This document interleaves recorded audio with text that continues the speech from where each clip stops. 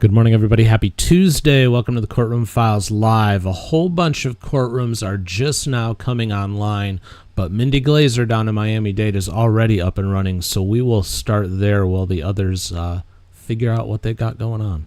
By strangulation.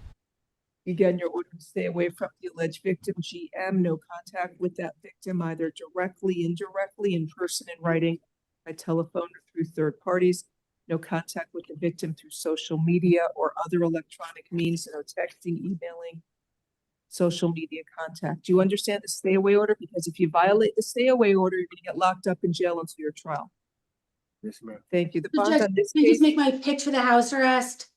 He choked her to the point that she blacked out. He threatened to kill her, and according to the victim, he continues to harass her, and she's in fear for her safety. He's also got some criminal history, so I think the house arrest is appropriate in addition to the bond.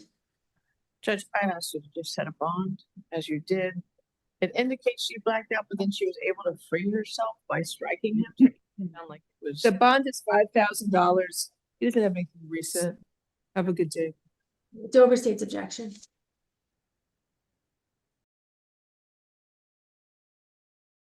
Next is Alfredo Cedeno.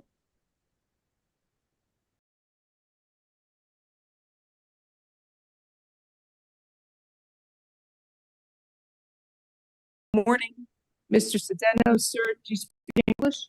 Yes, ma'am. Thank you. You were arrested for a case from July 20th of 2025. The charge is unlawfully installing a tracking device. So I will appoint the public. Actually, can you afford a lawyer, sir? Yes, I actually have a lawyer, You have a lawyer? Who is it? Karen Ruiz. He's not here. Harry Reese? Karen Ruiz. Mrs. Karen Ruiz. Karen? Karen Ruiz. I don't know. Not here. You want to waive the lawyer's presence and proceed with that one so I can set a bond and get out quicker, or you want me to reset it?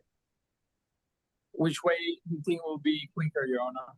Well, if you want to waive the lawyer's presence, I'll set a bond now and you can try and bond out, or I can set the case this afternoon. If your lawyer comes in then we'll set a bond then. Bond down now. Pardon me? Yeah. He wants the bond now. All right.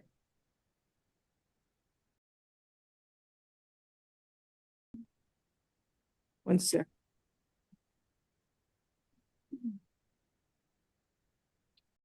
So, sir, you are ordered. Let me read this real quick.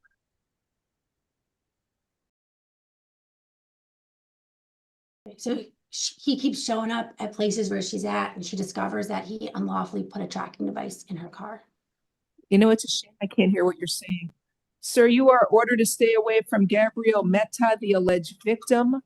No contact with the victim, either directly, indirectly, in person, in writing, by telephone, or through third parties.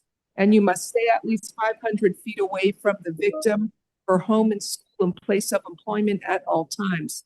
And no contact with the victim through social media, texting, or other electronic means. Do you understand? Yes, Your Honor. Ms. Seth, I cannot hear you, so you got to speak in the microphone or tell them to replace what you got there. Yes, Judge. Did you want to repeat what you said? I mean, I was just saying that he kept showing up to places where she's at, and then she subsequently discovered that he unlawfully put a tracking device in her car. Okay, if he violates the stay away order, he'll be locked up in jail until the trial. There's probable cause for the charge. Your bond is a third-degree felony, $2,500 bond. Have a nice day.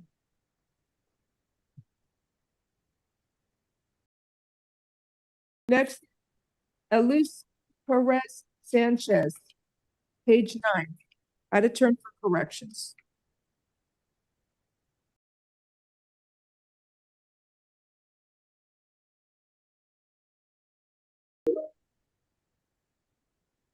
Spanish interpreter, please. Good morning, sir. You were arrested for attempted aggravated fleeing and eluding a police officer after accident, injury, or damages. Señor, la acusación es por intento de huir agravado de la policía una vez que hubo un accidente. So I will appoint the public defender's office for you. Le voy a asignar el abogado público para que le defienda. I just see flee and elude. Miss F, do you see? I agree. What'd you say? It's just fleeing and eluding. That being said, It appears that he was aggressively switching lanes. It looks like he may have been drinking in the car and his blood alcohol was very high. Su nivel de alcohol era alto y aparentemente sí estaba evadiendo la policía, o sea, estaba usted yendo de una senda a otra en alta velocidad. I guess he has accompanying DUI. Yeah. So does he have an immigration hold? No. Oh, okay. There's probable cause for fleeing and eluding a police officer. Hay una causa probable por huir y evadir un policía. And his bond will be $2,500. Have a nice day, sir. $2,500 de fianza.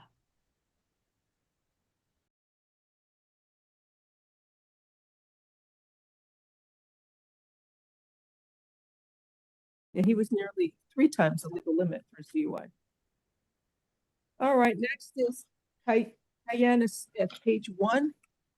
I don't know, there's some people here also on Zoom. When I'm on your case, just raise your hand so we know you're here. And then I can try and promote One you. more from out of facility, number 30 Favors. You didn't tell me that. Yeah, I think I put it in the chat. Oh, I'm sorry. Okay. I missed that one. Number 30? Oh, Marvin Favors, page 10. An added charge. Added charge, thank you. Good morning. Mr. Favors, you were arrested for felony battery. It's a case from October 18th.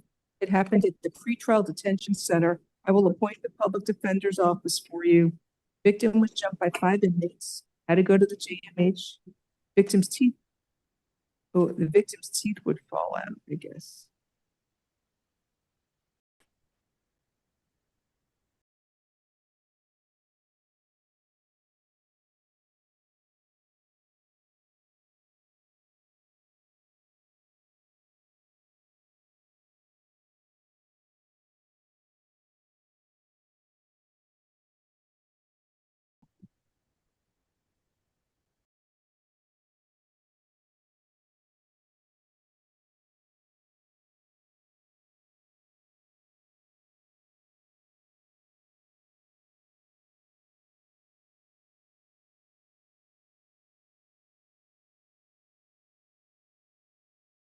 Okay, so how do I know what Mr. Favors did?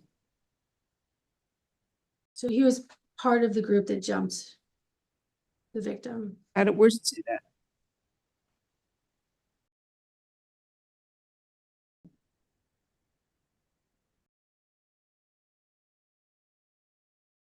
Right, inmates. Where does it say what Mr. Favors did? Okay, we can set it for PC hearing. Yeah, I'm setting it for PC hearing. It should be an aggravated battery, I think. I don't know, maybe a felony battery. Reset for PCH. What did this defendant do? He didn't name him in here.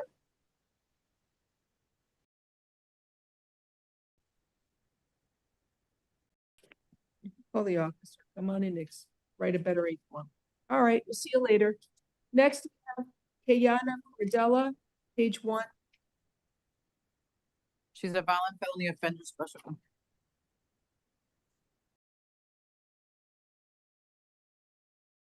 Out on probation. Good morning, ma'am. You were arrested for aggravated battery on a pregnant victim and aggravated battery. It's from September 26th. The victim's her sister. I will appoint the public defender's office for you. She's on probation. There's to be a hold for F21 18048A.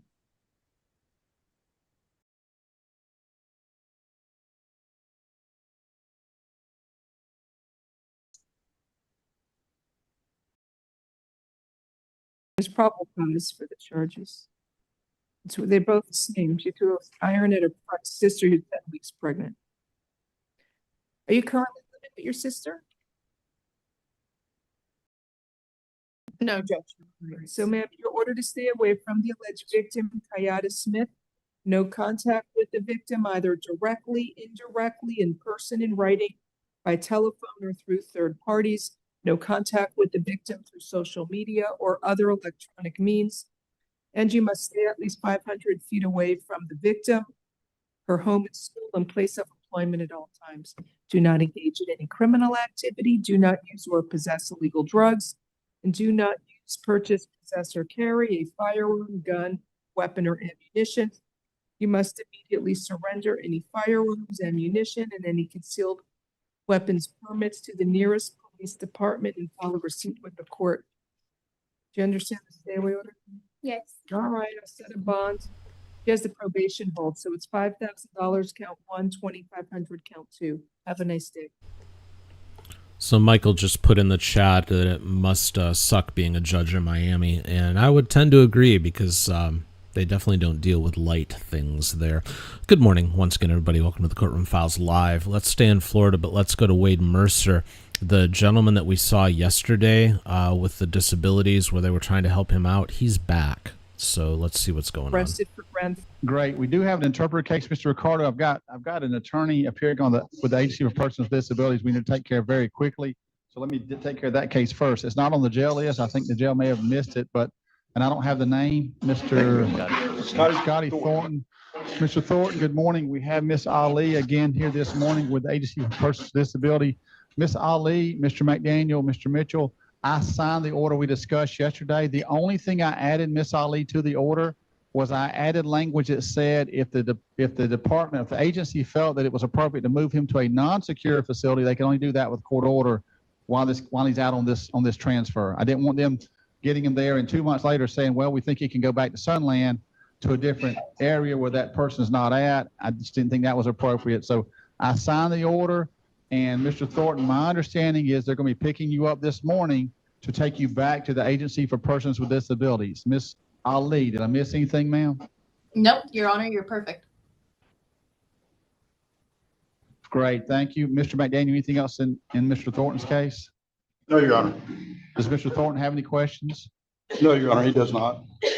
And Mr. Mitchell, anything? Do you want to go ahead and officially arraign him? Thank you. I know it's forgetting something. Mr. Thornton, I need to arraign you. That way we can save you from having to come back to court in a couple of weeks. Mr. Thornton, would you like to have an attorney appointed to represent you in this aggravated battery charge? You want an attorney appointed?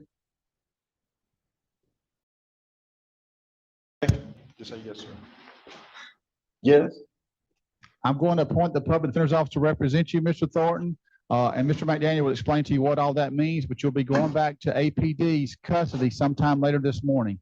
Any questions, Mr. Thornton? No. As far as his next court date, Mr. Mitchell and Mr. McDaniel and Miss Ali, I'm going to ask you y'all just coordinate that with Judge Garcia's office and the clerk's office, okay? Okay. Your Honor, we're going to interplead not guilty. We're going to interplead not guilty to the charges as listed, and we'll determine that court date at a later time. Thank you, Mr. Thornton. Wish you the best. Thank you, Miss Ali. Too late, okay? Thank you, Judge. Have a good one. See you. We do have one interpreter case we need to take next. That's Armando Ortiz. We have Mr. Ricardo. Mr. Ricardo, good morning, sir. Good morning. Mr. Ricardo, if you please introduce yourself to Mr. Ortiz and make sure that he can see and hear you. Buenos días, señor Ortiz. Yo soy Jordani Ricardo, intérprete para que se pueda comunicar con el juez. ¿Usted me ve y me escucha? He can hear me and see me, Your Honor. Mr. Ortiz, you're here because you've been charged with one count of no valid driver's license. Señor Ortiz está aquí porque tiene un cargo de no tener licencia de conducir válida. I read the complaint. And your attorney wishes to be heard on the issue of probable cause. Leí la denuncia y su abogado desea que se le escuche en el asunto de causa probable. Gary, something's going on over here and it's very loud.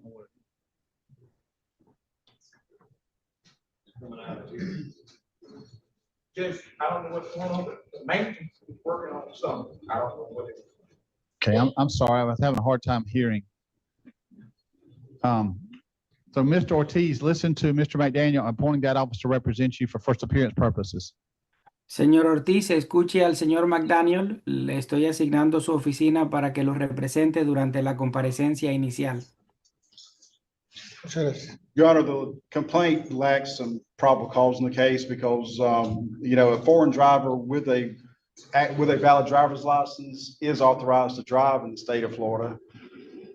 Su señoría, la denuncia le falta causa probable porque un conductor extranjero con licencia de conducir extranjera válida tiene autorización para manejar en el estado de la Florida. The complaint alleges that he had a driver's license. He did not say whether they were valid or not valid. La denuncia dice que él tenía licencia de conducir y no alega si era válida o no válida. Nothing additional, Your Honor. Nada más, su señoría. Mr. Mitchell. Señor Mitchell. Your Honor, I did read the statutes that Mr. McDaniel sent to both me and you, specifically 322.04 and 322.033.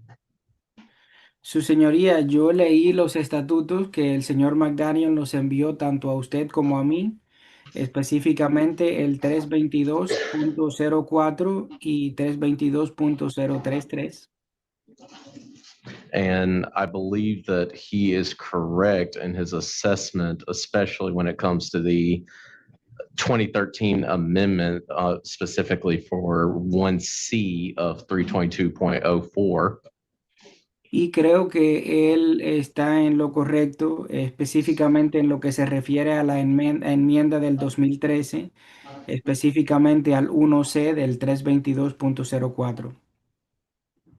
Now, I do know that the statute is kind of vague when it comes to this, but I believe that he does qualify as a certain exempt driver under the circumstances. Sé que los estatutos no son muy claros al respecto, pero creo que él sí califica como un conductor con exención en estas presentes circunstancias. And additionally, the complaint mentions that he had a border crossing card and a Mexican driver's license, but it never mentions if it was valid or not. So there are issues when it comes to that. Adicionalmente, la denuncia menciona que él tenía una tarjeta que indica que cruzó la frontera y una tarjeta de conducir o una licencia de conducir mexicana, pero no especifica si era válida o no. Entonces tenemos problemas con eso también. That's all I wanted to put on the record, Your Honor. Era todo lo que quería decir, su señoría. Mr. Mitchell, I want to ask that you contact the officer. If he's got having a valid license from another country, it would be helpful to know if it's still valid or not. He doesn't tell us that. Y señor Mitchell, quisiera que se comunique con el agente. Si tiene una licencia de conducir de otro país, nos ayudaría a saber si es válida o no. Y él no lo menciona. He also says he has a border crossing card, but doesn't tell us the date of that card. También dice que tiene una tarjeta que indica que cruzó la frontera, pero no nos dice la fecha de esa tarjeta. So if he can put a little more information in his future complaints, that may help the state figure out what's going on. Así que si en el futuro él pudiera poner más información en las denuncias, eso pudiera ayudarle al Estado a saber lo que está pasando. Mr. Ortiz, it sounds like the state and defense are in agreement that there may be some issues with this charge. Señor Ortiz, parece que el Estado y la defensa están de acuerdo en que pudieran haber cuestiones en este caso o en este cargo. I'm going to give them time to look into and further research these issues. Les voy a dar tiempo para que lo investiguen y averigüen más en cuanto a estas situaciones. Which means I'm going to give you a release on your own recognizance. That's called an ROR. Eso significa que lo voy a dejar en libertad bajo palabra. Eso se llama ROR. I'm going to ask the jail to give you a notice for our next court date. Le voy a pedir a la cárcel que le dé la notificación de nuestra próxima audiencia. That is December 2nd at 9:30 a.m. Central Time. Eso es el 2 de diciembre a las 9:30 a.m. hora del centro. If your case is still pending, you will have to be here on that day. Si su caso sigue pendiente, ese día tendrá que presentarse aquí. Sorry. So you need to contact the clerk's office probably a week before court and see if the state has made a decision on whether they think they can go forward or not. Entonces debe comunicarse con la Secretaría Judicial como una semana antes de la fecha de la audiencia para ver si el Estado ha determinado si va a proseguir con el caso o no. If they dismiss the case, of course, you don't have to be here. Si ellos desestiman el caso, entonces obviamente no tiene que estar aquí. You will not get a notice in the mail. The notice they're going to put in your hand will be the only notice you get. No va a recibir una notificación por correo. La notificación que se le va a entregar en sus manos es la única que va a recibir. Do you have any questions? ¿Tiene alguna pregunta? No. Have a good day, sir. Que tenga buen día, señor. Muchísimas Thank you, gracias. Mr. Ricardo. Thank you very much. De Thank nada. you, Your Honor. Mr. McDaniel, we've got a couple of people that have friends or family here. We have Mr. Jackson, Tommy Jack Jackson next.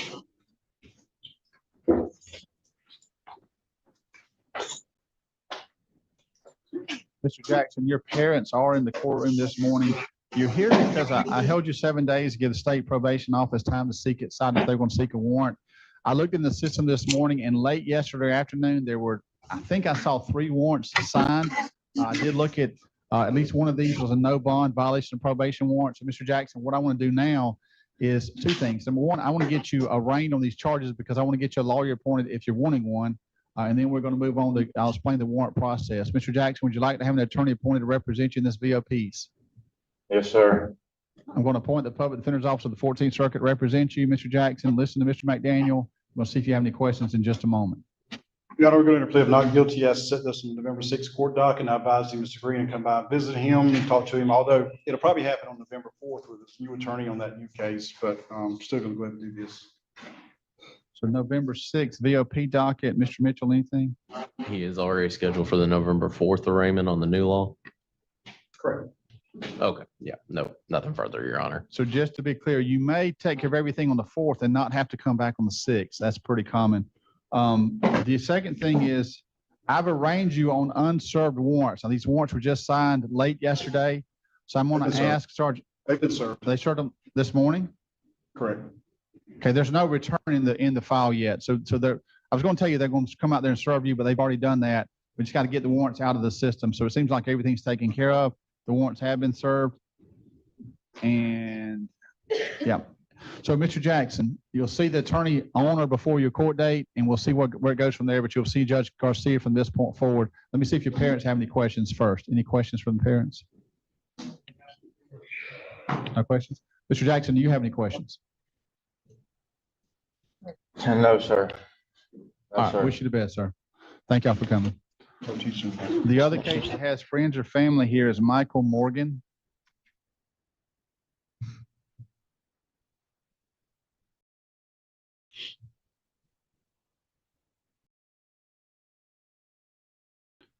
Mr. Morgan, good morning. Mr. Morgan, you're here because you've been accused of 1 count of domestic battery. Mr. Morgan, there is probable cause for this charge.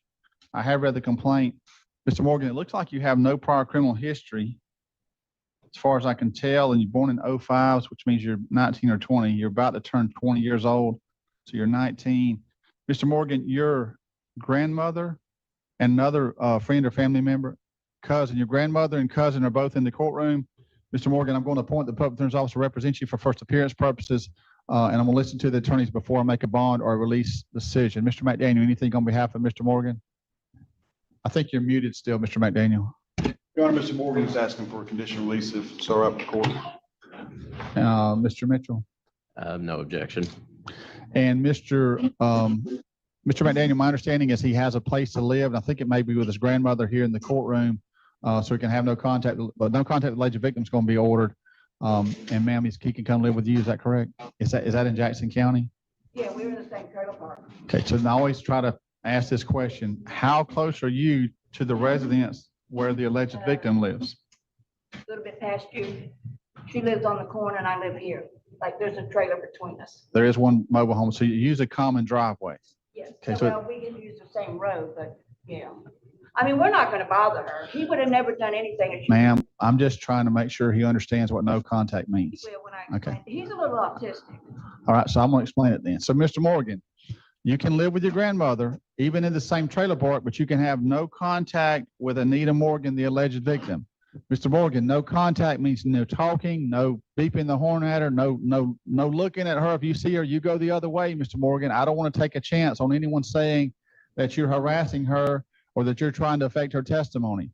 Mr. Morgan, no contact means no contact at all. No texting, no messaging, no Facebook messaging, whatever apps y'all use nowadays, none of that. No contact whatsoever, Mr. Morgan. Do you understand that, sir? Yes, sir. Okay, so just stay away from her while this case is pending. I am going to offer you a conditional release because your criminal history is so good. I always give someone a choice if they want a conditional release, if they qualify for it. And your choice is a bond of $2,500 or a conditional release. I know that Mr. McDaniel has already explained to you what the conditional release means. Do you have any questions about the choice between the bond and the conditional release? No, sir. And you want to choose the conditional release, Mr. Morgan? Yes, sir. I'm gonna grant you the conditional release. Stay away from the alleged victim. I'm also going to ask the jail, or actually when you get to the courthouse, they're going to give you a notice for your next court date. And Dawn, that will be when? December the 1st at 9 a.m. will be your court date, Mr. Morgan. That's the day you got to be back for. Let me see if your grandmother has any questions. Any questions, ma'am? Okay. So just keep him out of trouble the best you can. Okay. He doesn't get in trouble with his mother. He didn't until yesterday, huh? Well, she hit him. But she didn't get in trouble. Well, according to the complaint, he was the aggressor, and I wasn't there, neither were you. So we'll let the jury figure that out. So, Mr. Morgan, we'll see you at the courthouse in a little while. So, ladies, he'll be downstairs in probably 30 to 45 minutes. Are you going to be able to pick him up? Do I pick him up here? Yes, ma'am. On the east side of the courthouse, the county probation office. Your grandmother's going to be able to pick you up, so you've got transportation covered, Mr. Morgan, okay? Yes, sir. Have a good day. By the time they get him dressed and bid him up here, it's usually 30 to 45 minutes. Correct. The county probation office inside, the county judge's office downstairs in 30 to 45 minutes. James. Mr. McDaniel, that's it for friends or family in the courtroom. So that takes us to Michael Atkins, I believe.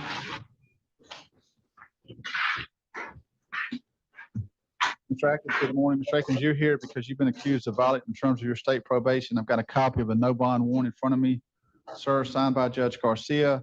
So why don't we get you arraigned this morning and try to get your lawyer appointed if you're wanting one. Would you like to have an attorney appointed to represent you? Yes, sir. I'm going to appoint the public defender's officer to represent you. Listen to Mr. McDaniel with that office, and then we'll see if you have any questions in just a moment. Your Honor, we're going to interplea of not guilty, set this on the November 6th pretrial docket, and I advise Mr. Green to come by and visit him. Although he does have a private attorney in his other cases, and I expect his private attorney will probably be filing notice in this case, and he'll probably come by and talk to him. But for now, we'll just go ahead and put it on that docket, November 6th. Thank you. And Mr. Mitchell, anything? No, Your Honor. So, sir, we'll see what happens if that private attorney gets hired in this case or not, but you'll see Mr. Green otherwise. Any questions? No questions, Your Honor. You'll go to that hearing today by Zoom.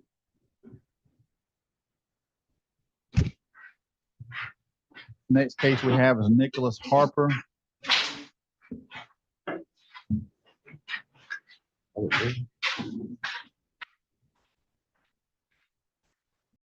Good morning, Mr. Harper. You're here because you've been accused of one count of failure to return leased property, a felony charge. Mr. Harper, I've read the complaint. There is probable cause. I've also looked at your criminal history, which includes several prior theft type charges. I think you're entitled to a bond as far as I can tell, Mr. Harper, but let me see if the attorneys have anything additional to add. Mr. McDaniel? Yeah, I think he had returned the car as it was in the complaint, as it was in the complaint there, and he just asking for maybe a cash bond, I guess. We'll go Okay, let me go back and reread the complaint, because when I read it I don't think the car was returned as of the time the complaint was done. They still didn't have it back. It was a voice recording or something, said he was gonna return it on Friday, and that was a few months ago, and he told me it got returned, but Yeah, I don't think it got returned that day because I think they didn't seek a warrant until after that day, but let's make sure. I don't want to miss.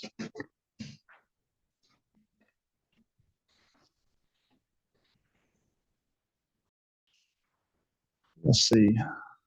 I just know it mentioned it in there, and he said he returned it, but we're still just gonna ask for, I think the normal you like to do is cash bond, so that's all we're asking. Supposed to be returned August 26th. As of almost a month later, still not returned. Yeah, it says they called him, and his voicemail says, if this is Enterprise, I'll be returning the vehicle on Friday.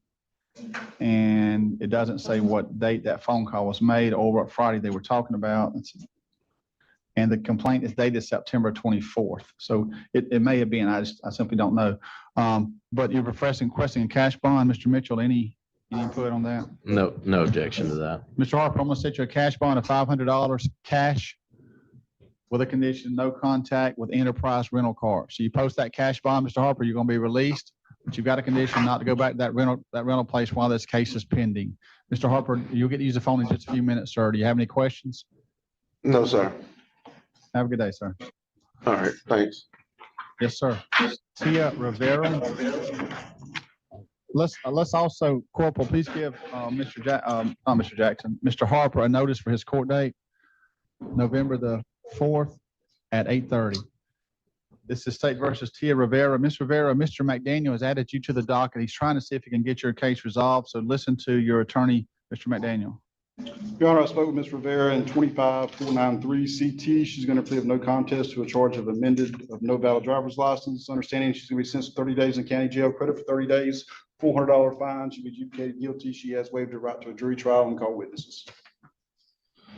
Mr. Mitchell, is that agreeable with the state? It is, Your Honor. Ms. Rivera, did you hear that agreement? Yes, sir. Do you have any questions about that agreement? No, sir. Is that the plea that you would like to enter, ma'am? Yes, sir. Ms. Rivera, I'm going to accept your plea of no contest to the amended charge of no valid driver's license. A judge who guilty of that offense sentenced you to 30 days in jail, but you've already served the 30-day sentence, ma'am, on this charge. To give you credit for that 30 days, $400 court costs and fines are imposed. That'll be a civil judgment against you if it's not paid off. Ms. Rivera, if this case is over with, they'll do a warrant check on you to make sure you're not wanted anywhere. The jail always does that when someone's being released. And as long as you're not wanted anywhere, you're going to get out of jail this morning. If something comes up on that warrant check, we'll deal with it. Ms. Rivera, do you have any questions? No, sir. Wish you the best, ma'am. Thank you. And Your Honor, she was scheduled for Monday, but we can take her off the arraignment docket. Thank you. So, Mr. McDaniel, Mr. Mitchell, I know there's a couple of issues I need to ask you about scheduling wise. But anything else on the record, Mr. McDaniel? Nothing else, Your Honor. All right, since they're wrapping up, let's change states. We'll go to Texas. Say good morning to Judge Stevens. You're charged, as you know, in 25 CR 1157 with the state jail felony of theft of a firearm. This carries with it, if convicted, up to 2 years in the state jail. Do you understand? Yes, sir. All right, your address says transient, Port Neches, Texas. I grew up in Groves. Where do you live every night? 120 North Cayway Street. I don't live there every night. Kind of house to house right now. Where were you born? Beaumont, Texas. Where is your family? Spread it out through Texas and Louisiana. Nobody's here in Southeast Texas? Yes, sir. Who? Mom. Where's your mother live? Lemerton at 120 North Cayway Street. Oh, okay. Yes, sir. Is that where you normally hang out or no? Right now I'm staying with a friend of mine. Okay. What do you do for a living? Right now I'm applying at Dollar General and close to where I'm staying right now. When was the last time you had a job? This summer, last summer. Doing what? Pressure washing. Okay. So what are you doing to live? You gotta be independent, right? Yes, You're sir. an adult. I was really just I was just doing whatever. Okay, well, all of us have to face that and, Sorry. get up and work. And you don't want to live off somebody else, right? No. You want to be independent. So, What's your education? Did you graduate from high school? Where are you in high school? I was 10th grade. You need to finish that somehow and get a equivalency. That's one step in the right direction, but that's important.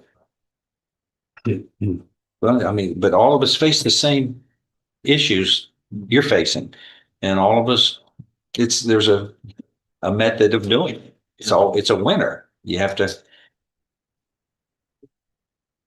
set your mind to achieve and complete the task And it's education, getting a skill and willing to hard work, willing to work hard. Yes, sir. Are you up to all that? Yes, sir. I Good. really do try my best. Like, Okay. it's just. But you got to complete that education too, and which is, I went to, well, there were some schools I went at nights when I was working during the day. I paid my way through school. Then if I can do it, anybody can. I'm not saying that I'm bragging. Yeah, if I can do it, you can do it. Yes, sir. You just have to be willing to do it. Just be determined. Here, you got to fix this mess first. And Mr. Adams is a very fine lawyer. He'll guide you through this minefield that you've put yourself into. Have you ever been in trouble before with the law? Yes, sir. Or doing what? In my opinion. Minor in possession? Okay. You were a minor. This is real world adulthood. You go to prisons here in this court, and then it's there forever on your record. You got to carry it around like a gorilla, dragging a gorilla through life. You don't want to do that. Yes, sir. Fix this. I think it's going to fix it. Okay, I'm gonna give you 3 weeks. That's cool. So he can move on with his life. Yes. And but one of the, well, if we put him on probation, one of the conditions you're going to have to, I will order you to complete your high school education as soon as possible. Yes, sir. So get ready to study. Thank you, Joe. Kiana Walker. Right here, sir. Oh, sir. With. Hey, Brian, just get a resetting from that lady. Yes, sir. Thank you. Kiana Walker, please. Ready. Shuffling. Ms. Walker, come forward. Thank you. Not right. 23 CR 2055 is called. Kiana Walker. You present with your attorney, Mr. Dusler, and the state's attorney. Does the defendant waive a formal reading of the indictment and arraignment here? Can we proceed in summary? Yes, sir. In summary, this indictment, as you probably know, states that on or about October 12th, 2023 in Jefferson County, Texas, you committed the state jail felony of theft of property. Do you understand what you were charged with? Yes, sir. Okay, it looks like There's 26. you allegedly stole some perfumes or fragrances from Ulta Beauty Supply in Parkdale Mall. I guess you're probably not welcome at Parkdale Mall. I don't think they feel like that's the way to do things. Apparently, you and some others stole $2,500 worth of merchandise. What happened to the other people? Were they indicted? The other one has been indicted and been ordered to pay restitution. One's already gotten probation order to pay. The $2,600 is how much the restitution is. But they've already, is she going to be ordered to pay restitution? Yes. And I've already told probation that the other party's been told to pay. So the restitution is divided 3 ways? no, sir, there's right now it's since it's all or nothing, they're all paid to, but they'll get credit for whatever their co-defendant pays. I'm making sure probation knows who the co-defendants are. All right. And that's the way the law is. If even with 3 people, everybody is subject to paying the whole amount. But what we try to do is fashion so that if there's 3 people and everybody is held accountable, then we try to divide it equally. If everybody was involved equally, we'll figure that out. All right. A state jail felony carries with it, if convicted, no less than 180 days up to 2 years in the state jail, and a fine up to $10,000 can be assessed. Do you understand?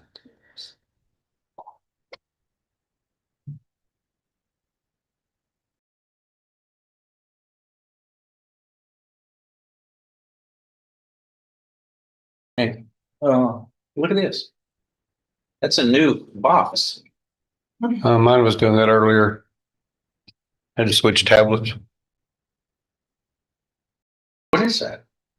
Yeah, but you have to take this tablet and then A big red warning thing up on it. restart this one. That's all we need for the computer.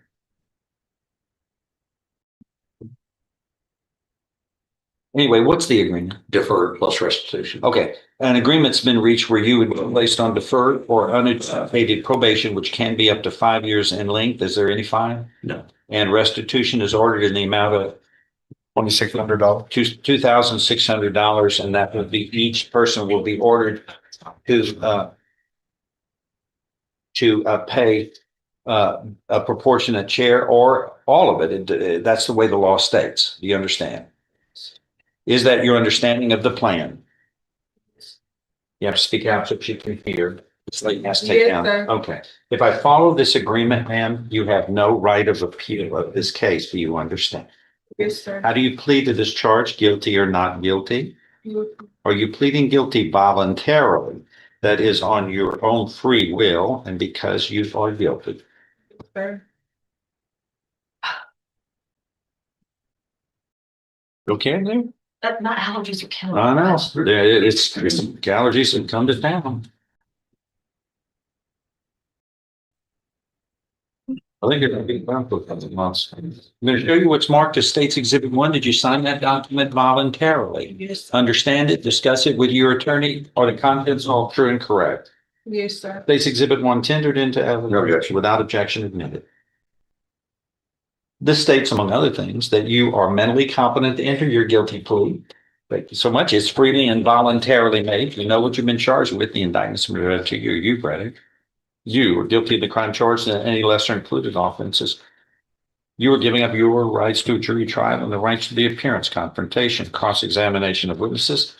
You were totally satisfied with the representation provided by your lawyer. All of this is true. It states, so help you God. Yes. State's Exhibit 1 is made a part of the record for all purposes without objection. Without objection. It is admitted. Pre-sentence report is waived. Yes. I am going to follow this agreement, ma'am, and find that you are indeed pleading guilty voluntarily, knowingly, intelligently, you're mentally competent to do so. You understand and appreciate the consequences of pleading guilty. There's sufficient evidence supporting your guilty plea from State's Exhibit 1 here to find you guilty beyond a reasonable doubt of this felony. But I'm not going to do that.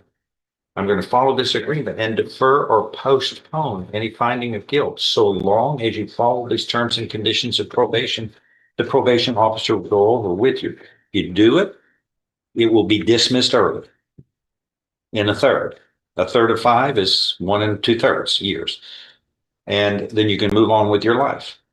If you fail, your probation could be revoked. You could then be found guilty of a felony that follows you around how long? The rest of your life. You don't want that.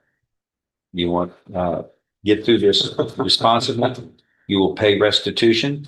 You and the others are fully responsible for the whole amount, but everybody does their part.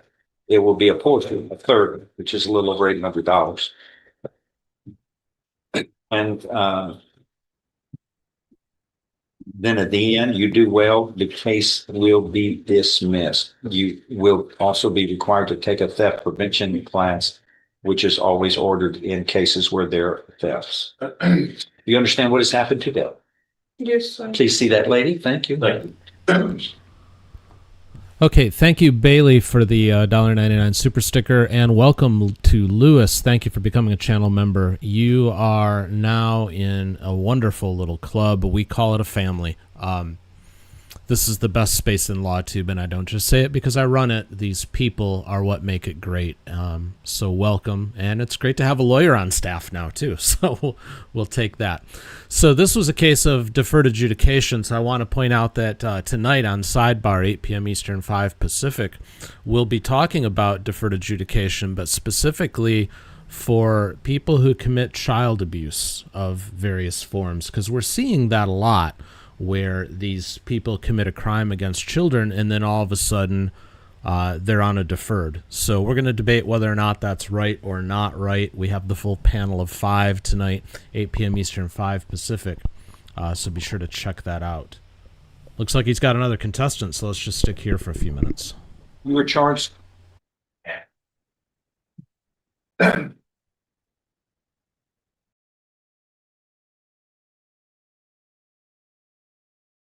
You were charged with a third-degree felony of unlawful possession of a firearm by a felon, which carries with it up to 10 years in prison. There's a second paragraph, but I don't think that enhances anything, because that second paragraph is used No, it's, So there's the two, first- there's two cause numbers. One is 5.5, one's 5.6, I believe. 5.6 is the second, is another one. Yeah. So, yes, sir. So there's two convictions. One was used for Meaning the, two injuries to a child on that day in two successive cases. correct. Oh, okay. I see. There are different. Yes, So if all of this was found true, then you were looking at a third degree felony enhanced to a second degree felony because punishment is based upon the circumstances of the crime and any criminal history that you might have.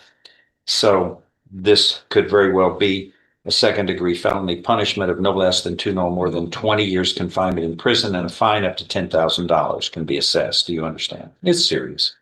Speak out so she knows. Oh, what are we going to do today? Your Honor, I just need some additional time to finish reviewing the 3 discovery. weeks good? That's fine. Good. Okay. Reset 3 weeks. Thank you.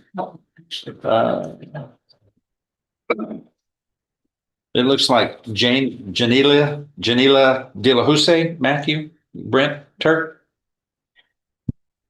Is that you, ma'am? Yes. Where's Mr. Turk? Right outside the door. He's probably just right outside. We'll go get him.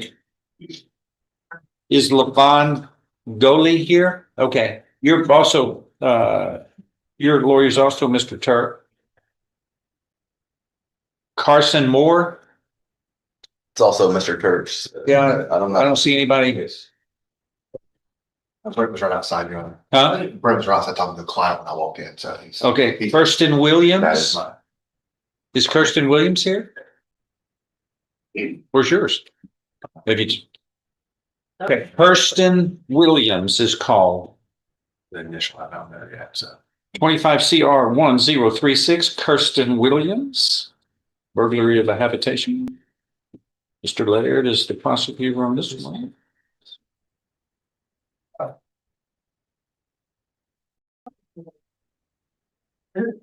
There is no answer in the courtroom. I asked the bailiff to call into the hall for Kirsten Williams.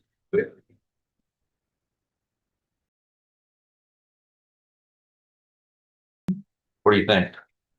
You only called once.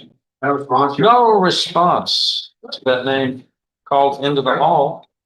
No response to the name called here in the courtroom. Defendant has failed to appear. It's at 9:20 here in the 9 o'clock docket. And the bond is now at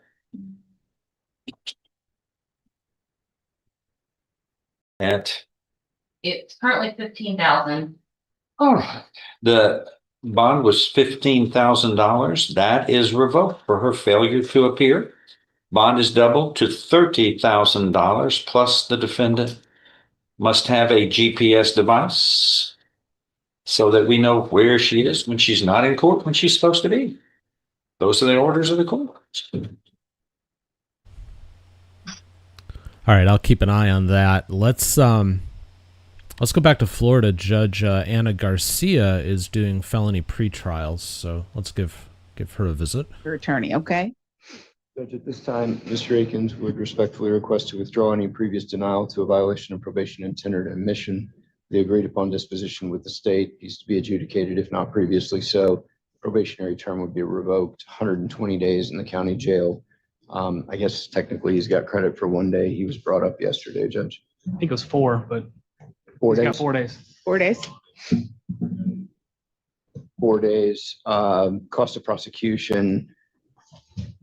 Judge, he has pending cases in Wakulla County where his bond has been revoked. And So we're sending him back to Wakulla? I'm going to do a motion in order out of Wakulla requesting his transport from Jackson County to there. Okay. And my agreement with the state, or our agreement, is that he's able to serve the 120 days in the Wakulla County Jail while he's pending trial there. Fair enough. Also, Judge, there was a recent arrest, and I don't know that it makes a difference with the disposition. There was a recent arrest just the other day in Franklin County, possession of paraphernalia. This agreement would dispose of that as well. It's contemplated in the disposition. In Franklin? Yes. Is Franklin on board with it? I will take a Franklin plea, but Franklin's got to be on board. I mean that if we were to go to a violation of probation hearing, it would be an amended affidavit in support to bring in the Franklin charges. I understand what you're saying. You're saying that Mr. Gill is aware of the possession of paraphernalia in Franklin, and that was also considered when giving the 120 offer, and that would also subsume any violation there. You got it. Judge, I have not talked to Franklin County. I was aware of the Franklin County charge, and I knew that it violated his bond in Wakulla. Franklin County's in a different circuit. I think what he's saying. Huh? What? Sure. No, listen, what he's saying is that you're not going to violate him again for the possession of paraphernalia. Yeah, I don't believe jurisdictionally I could. I'm revoking his probation. I mean, I think that's true. It's in and of Fair itself. enough, but I mean, in an abundance of caution, you wanted to state that on the record, but everyone's on the same page that this new possession of paraphernalia is not going to violate. And that's what he was saying, but we understood something different initially. All good. Fair enough. All right, fair enough. Judge, Mr. Akins has reviewed the plea and admission to the violation of probation form. Your Honor will find his signature as well as that of my own. All right, pass that up. And is this the agreement with the state? It is, Your Honor. He's on probation for a misdemeanor.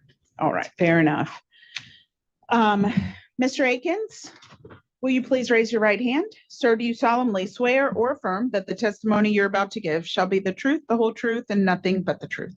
Yes, ma'am. Thank you. You can put your hand down. Mr. Morris, do you stipulate to a factual basis for purposes of the admission? We do, Your Honor. All right, Mr. Akins, did you hear what your attorney said about resolving your case? Yes, ma'am. Is this how you choose to proceed here in Jackson County? Yes, ma'am. Do you, did anyone promise you anything other than what he said to get you to enter into this admission? No, ma'am. Is anyone threatening you? No, ma'am. I have in front of me a one-page admission form. Did you sign the document right there? Yes, ma'am. Did you have enough time to review the document before you signed it? Yes, ma'am. Did you have enough time to talk to Mr. Morris about your case and about this admission?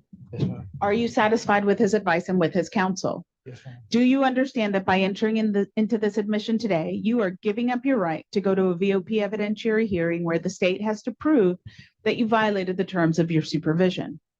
Yes, ma'am. Do you understand that you're giving up your right to present any defenses that you may have to this violation? Yes, ma'am. And do you understand that you're giving up your right to appeal anything except an illegal sentence by this court? Yes, ma'am. Are you doing this of your own free will? Yes, ma'am. Is that a yes? Then, Mr. Akins, I find that your admission is knowingly and voluntarily entered into after the advice of counsel, and that there is a stipulated factual basis for purposes of said admission. I will now proceed to sentencing unless I hear otherwise from either the state or the defense. Mr. Akins, in Jackson County case number 25 CF 144, I accept your admission of the violation of supervision. I'm going to revoke the terms of your supervision and sentence you to serve 120 days in the Jackson County jail. Give you credit for 4 days that you've already served. You may serve it at this jail or any county jail in the state of Florida or any Department of Corrections facility in Florida, should that come to pass. I order that all of your prior incomplete conditions, all your unpaid monetary obligations will be reduced to a civil judgment. When you are done with that 120 days, you will be done with probation here in Jackson County. And your new possession of paraphernalia in Franklin will not violate your probation here. Okay? Anything further from the state or the defense? No, Your Honor. Mr. Akins, do you have any questions for me? I am required to tell you that if you wish to appeal this court's judgment and sentence, you have 30 days within which to do so. If you cannot afford an attorney, one will be appointed to you for that purpose, okay? Good luck to you, sir. We'll call it should be over to get him shortly, Judge. Okay, sounds. Michelle, thank you for becoming a channel member. Super cool. And this, quite honestly, is a brilliant move on your part because it gives you the ability to fully harass Michael while he is guest hosting the next 2 weeks. So good on you. It's a good call to make. Let's go to Michigan. Judge McNally. Sir, your name? All right. Good morning, counsel. So your client had pled previously to malicious destruction of under HIDA, 200 or more, but less than 1,000. And he was referred for a pre-sentence report. There was also an agreement that he bring restitution in the amount of $1,000 today. Did he do that? Yes, sir. Yes. Okay. Have you had a chance to review the report with your client, and are there any material additions, corrections, or deletions? And before I go any further, I do need to inquire.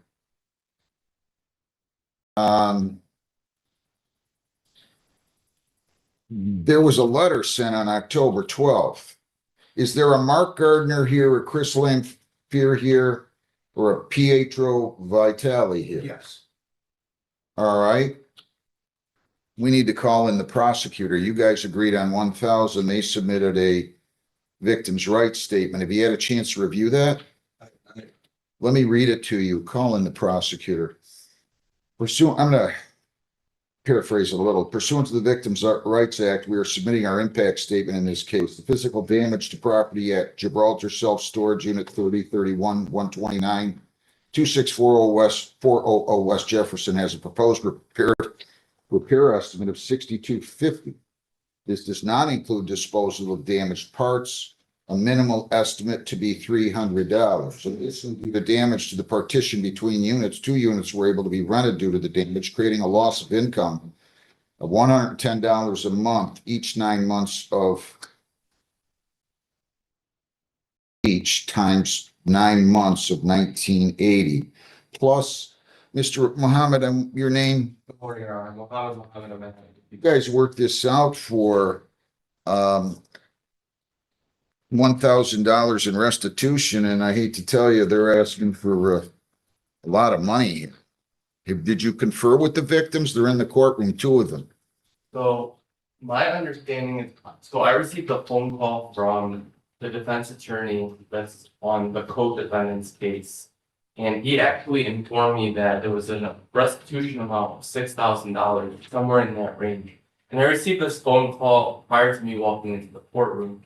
And he indicated that full restitution was made on that case. So I actually think that we should adjourn today's hearing so we can decipher exactly what happened in the co-defendant's case, because. Come on up here, gentlemen.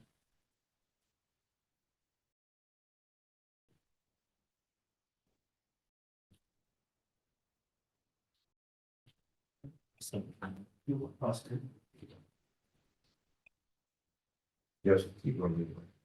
Your name, sir? Pietro Vitale. Your name, sir? Mark Gardner.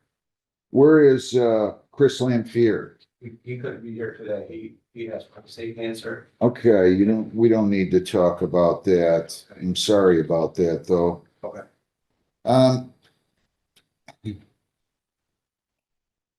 You got a dilemma because you guys agreed to this $1,000 in restitution. I got somebody here claiming $6,250 plus disposal $300, economic loss $1,980 plus $220 a month.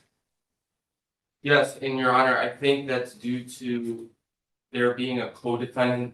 There's other cases associated with this, so there. How many other co-defendants are I there? believe there was 2 other co-defendants. 6 individuals who were at the scenes. I saw that, Lead in charge. including your client. Well, I get it, but yeah. And Judge, just based Have the other 2 cases been adjudicated? I don't know about the other 2. I know one has, and that's who called me today, this morning, as I was walking into the court, the defense attorney on one of those other cases, and he indicated that full restitution was paid. By who? By his client. And that's why I'm requesting an adjournment to come. I understand. Did you guys receive full restitution? We haven't received anything yet. And it might just be with the court. That's why I'd like to just figure out what happened. I understand, but yeah. To speak to the co-defendant's counsel, again. Who is it? It's Ronald Blood. He's in juvenile court right now in the 3rd Circuit. So how that works is, from what he told me, the prosecutor would only give him a deal in juvenile court if his client paid full restitution.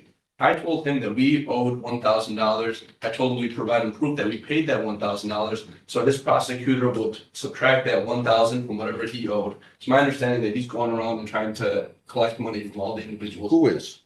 The attorney for co-defendants. So, You guys have insurance? Take your hat off, sir. do you guys have insurance? We do have insurance, yes, What is your deductible? 5,000. Yeah. I get it. All right, I don't have a problem adjourning this. I hate to make council come back, but I think we have to. I'm sorry, I don't, Is the restitution going to go up? Because that may apply for our deal. well, you'll let me worry about that, okay? I think the bottom line though is, I don't mean to be critical, but before you set figures for restitution, The judge, this came from the deputy chief. And I don't care who it came from. I don't care if it came from Kim Worthy. It doesn't matter to me. The point is, these guys are now submitting a claim for somewhere in the neighborhood of about $8,000. And you've got 3 defendants and you've got one that's pled apparently, and one's in juvenile. And now it creates problems because they're going to have the right, if somebody's going to seek restitution over and above that, I'm going to allow them to withdraw their plea because that was really part and parcel of the agreement. Whereas if it was just restitution to be determined, that's one thing. I'm not criticizing you. I understand a lot more than you think. Let's adjourn this. How long do you think we need to adjourn this? 1 week. You sure? Yes. You don't want to go a couple more weeks, see what happens with the third defendant if he comes in? We'll request 2 weeks left. All right, let's go, Lisa, to November 4th at 8:30. November the 4th at 8:30 in the morning. Okay, gentlemen? I mean, now that I made you come here in person once, I think, right? I don't mind as long as your client's in court with you, but he's going to have, does he have a problem? Do you have a problem? Let me start with you. He was shaking his head yes when I said $1,000 that he seemingly indicated he brought that with him for restitution. How about if I set $100,000 cash bond, assuming he has it? And then we can put it into his name, Lisa, and then that will cover his aspect of the restitution. Fair enough? Yeah. Okay, so let's do that. Adjourn sentence November 4th. Defense attorney, defendant can appear by Zoom as long as you're in the same room, counsel, okay? And then, gentlemen, I would still like you to come. I'm going to give you a notice to show up here November 4th at 8:30. Okay. I see you have something in your hand, Mr. Pietro, right? Yes, I just have the court paperwork and then I have the estimate from the company that originally installed the buildings to repair it. And my impact statement. Was that all attached here? I think it was, right? So I have that here. Yeah, you have it. Okay, good enough. And if you'd like to take a look at it, you're free to do so, counsel. And I'm talking to you, Mr. Muhammad, as are you, Mr. Muji. Okay, I want to speak to the victims, without you consent. Have you guys gone to the juvenile court at all? Did you notify the juvenile courts today was supposed to be today also. And I originally tried to get one of them changed and you can't change any of them. It just so happened both of them are at the same day at the same time. well, maybe you can still go down there. Okay, guys, thank you very much, but go down the hall, get your notice. Thank you. Thanks, Mr. Muhammad. Kenneth Scott Thebo? Kenneth Scott Thebo here. People against Jerry Bussell. Jerry Lynn Bussell, 24B1463028. Your name, sir? Jerry Bussell. You have $38 you owe. Yeah, when all this started, it was union, like the case of probably about a year ago. I've been paying, I'm in every court, if you actually remember, every court down the river. I have a more than. So what do you want to do? Well, I want to see if I can pay it on the first when Not a problem. I was gonna ask The first of of next month. yeah. So I was gonna see, I've been paying downriver, I've been paying everybody. You don't have to worry about it. We don't need to talk about this. That's fair enough. You came in and talked to me. The problem is, sir, I got another ticket on my birthday, I just turned 66. What did you get a ticket for? I'm gonna explain it to you. Well, I don't need that. I don't want to know about it, sir. It's not before me. Where'd you get it? In fact, Well, I can't. you did it before, you was the one. I'm not going to talk about the ticket without the ticket in front of me. I can't. I had the ticket in my He pocket. requested a hearing for that one, Judge. It's just pending. We already Okay, so told him there's a that. hearing going on that one. Yeah, but I'm not. it's gonna be a different judge, that's why I remember you, and I think you should remember me, because I have a big mouth, remember? No, No, maybe not. I get a lot of people in here with big. I'm just kidding. Well, but anyway, sir, on my birthday. Listen to me. Listen. Okay, There's no reason for us to talk about this. I don't want to. you, sir, I want you. You don't get me. She's nicer than I am. Time to pay extended. Time to pay is extended until November the 3rd, okay? Okay. And if you need more time, you call, the court will go on Zoom, all right? And I'll be glad to give you an extension. But, Have a good day. Good luck.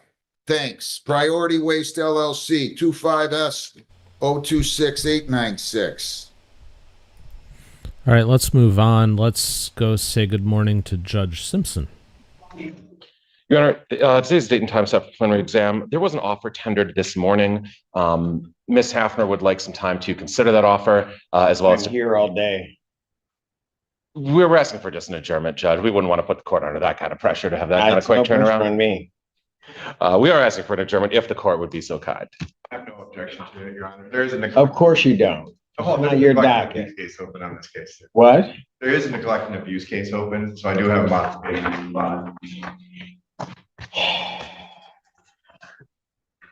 Preliminary examination will be adjourned October 28th, 2025, 9 a.m. That's before me.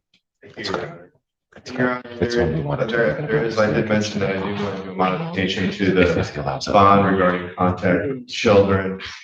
We just would ask that conditions to seeing the children be based upon case number 25-41 through 47 NA to be consistent with Judge Vandenberg's orders with the CPS case, which is supervised visits upon.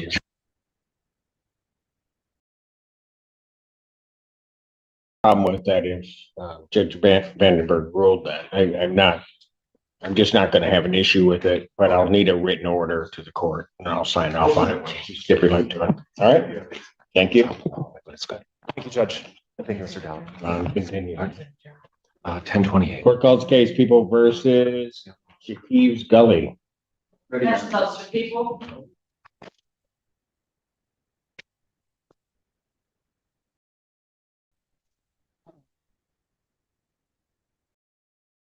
Judge, it's going to be a waiver.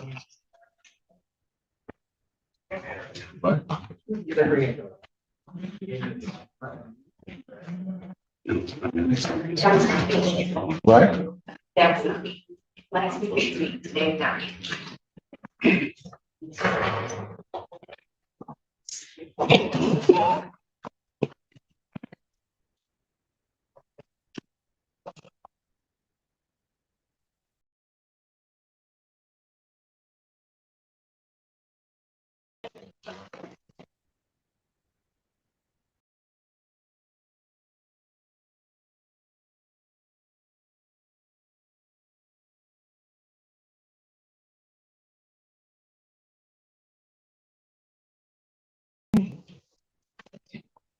Never mind.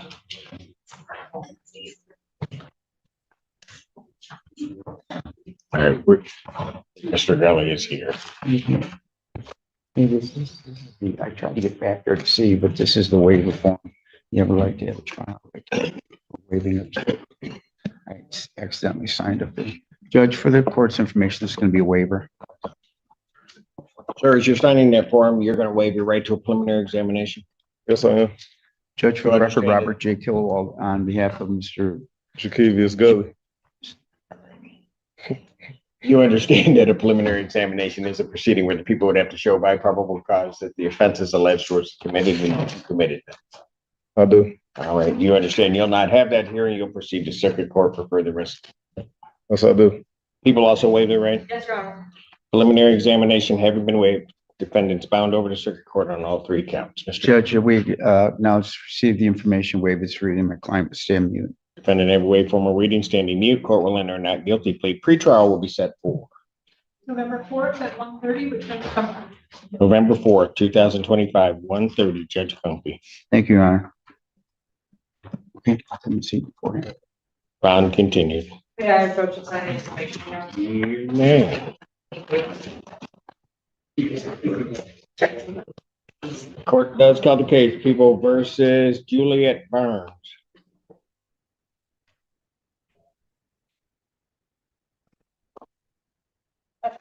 Good morning, Your Honor. Chico on behalf of Ms. Barnes. Juliet, would you state the name for the record? Juliet Barnes. Thank you. Judge, today's time and date for a preliminary exam in this matter. It's Mr. Overwater's case you're understanding. I'm not sure. He said that was going to be a dismissal. All right, then I believe we are unable to proceed. I would ask this matter be dismissed, Your Honor. People being unable to proceed. This case is dismissed. That's without prejudice. Thank you, Your Honor. That means if they ever want to, could, because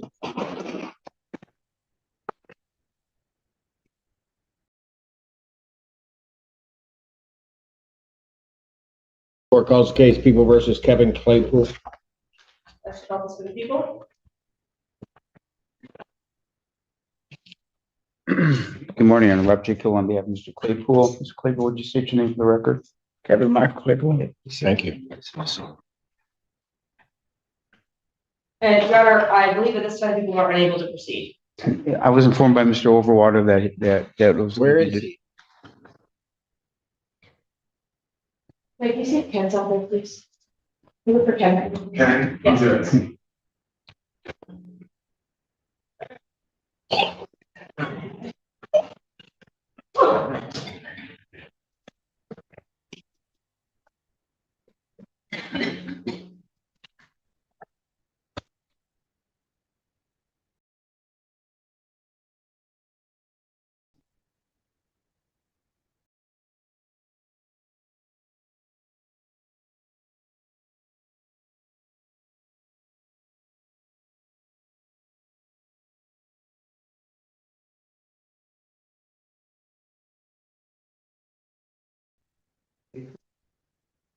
Overwater, Assistant Prosecuting Attorney for the People. Sorry about that, Your Honor. What are we doing on this?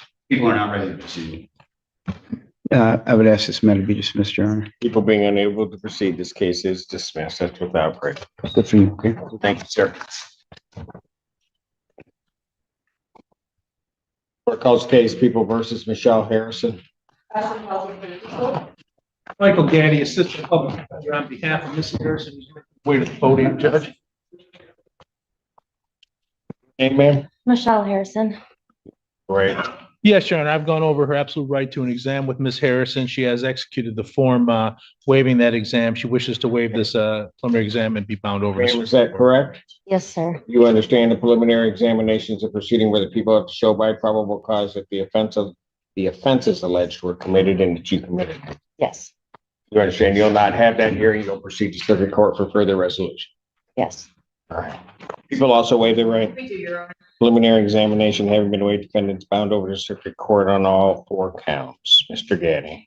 Your Honor, in terms of arraignment on the information, we'd waive reading, stand mute, acknowledge receipt of that information. Defendant every way formal reading, standing mute. Court will enter a not guilty plea. Pretrial will be set for December 15th, 2025, 1:30 before Judge Hammoud. Thank you, Your Honor. Thank you. Bond will. Thank you, Your Honor. Thank you. Court does call the cases of the People versus Robert Gallant or Gallant. That's the office for the people. And Alex Warren Green on behalf of Ms. Gallant in the case ending 5713. Rob Chico on behalf of Ms. Gallant, on 5612.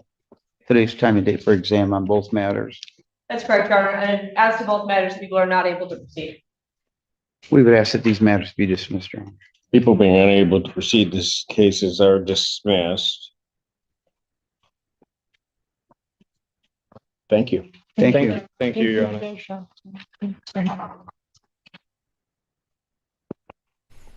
So Michael brings up a good point in the chat. There's a lot of unable to proceed that's been happening in Simpson's court lately.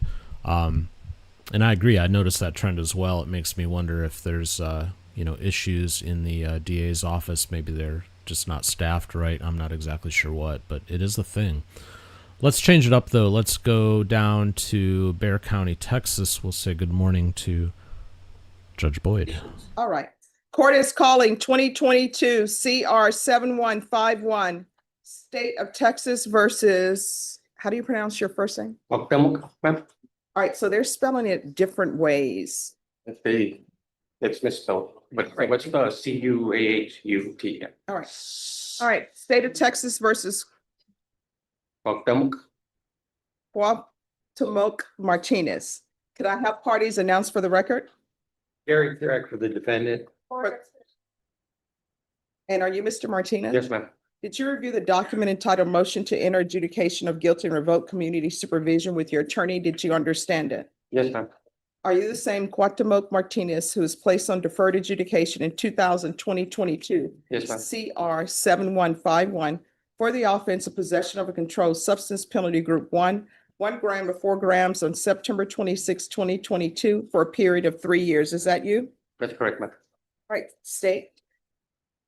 Megan Galley for the record and violation of condition number 4 in Bexar County, Texas, the defendant Cuauhtemoc Martinez, aka Cuauhtemoc Martinez, did then and there fail to report to the supervision officer as directed for the months of November 2022 and December 2022 in violation of condition number 4. How do you plead to that? True or not true? It's true. And we'll even abandon the remainders. Any objection? No, Judge. Did you understand by pleading true to violation of condition number 4, the court could find it true, grant the motion, find you guilty, and sentence you up to 10 years in the prison and up to a $10,000 fine? I understand, ma'am. Knowing that, do you still wish to plead true to violation of condition number 4? True, but can I explain? Yeah, I mean, you have a chance to explain, but my question is, knowing that I could sentence you up to 10 years in the prison, Yes, ma'am, I'm aware. do you still wish to plead true to violation of Yes, condition 4? Court will find violation of condition number 4 true. State, what are you requesting? Your Honor, we're requesting that you grant the state's motion, enter an adjudication of guilt against the defendant, revoke his community supervision, and sentence him to 6 years in the prison. And the reason that we're asking for that is because the defendant was last seen by the probation department in 2023 and has made no progress on his probation. All right, in defense, what are you requesting? Judge, we would request that he be continued on probation in the mental health unit. I think this is a major slip up by probation. Talking to Mr. Martinez, he is a 24-year veteran of the military. He has traumatic brain injury and PTSD as a result of combat injuries. He has memory losses. What he told me basically is he called probation, showed up, and they told him his probation officer didn't work there anymore, that they would contact him. He says he never got contacted back. I think he has trouble comprehending and maybe his memory has memory issues and other things that affects his decision making because of his traumatic brain injury. Any objection to the court reviewing the court summary? No, nothing at all. No, Judge.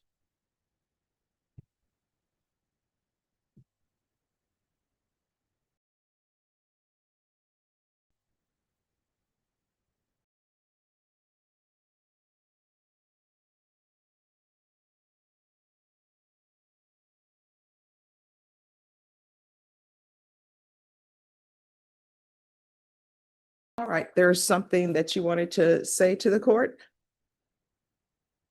You want to raise your right hand? Do you solemnly swear or affirm the testimony you give will be the truth and nothing but the truth, so help you God? Yes. All right, you can lower your hand, state your name for the record. Cuauhtemoc Martinez. All right, so this is what I want to tell you. Sometimes probation will make recommendations. Sometimes I follow them, sometimes I don't. But I'm going to read this to you because I want you to be able to address for me what's in this justification. It says the probationer last reported on May 10th, 2023, and absconded since. Little to no progress was made while supervised. While supervised, the probation did admit to the use of cocaine while on probation. The probationer reported cocaine was his drug of choice because he reported that works for me. A mental health evaluation was conducted on February 22nd of 2023. And it was recommended that probation have a psychological assessment completed with Center for Healthcare Services for DDRF consideration, followed by monitoring or supervision through the MIC Genesis placement. The probationer failed to complete further evaluations with Center for Healthcare Services on May 1st, 2023. So, explain, because it appears that you had appointments that they had set up for you and you didn't make them. Because they're saying they conducted an evaluation in February of 2023. And then after that evaluation, they recommended more evaluations. In your next evaluation, let me see. Yes, they said that you failed to complete any other dates that they had for you for evaluations. So you had a date in May and you didn't show up. They say you last reported on May 10th. Well, that's when he got the warrant, ma'am. Okay. And when I called about the warrant, Mr. Nettles, my probation officer goes, there's no need to contact me. There's a warrant for yourself. Well, I mean, yes, when there's a warrant, there's no, because if you come to the office, they're gonna. No, I understand, but where I guess like my confusion is that's 5 months into my probation, May. And for them to say that I just stopped showing up. But no, why didn't you report for any of your assessments? Like they scheduled it, you made the first one, then after that, you just left, you didn't show up for anything. If I recall, this is person I spoke with, it was through Zoom.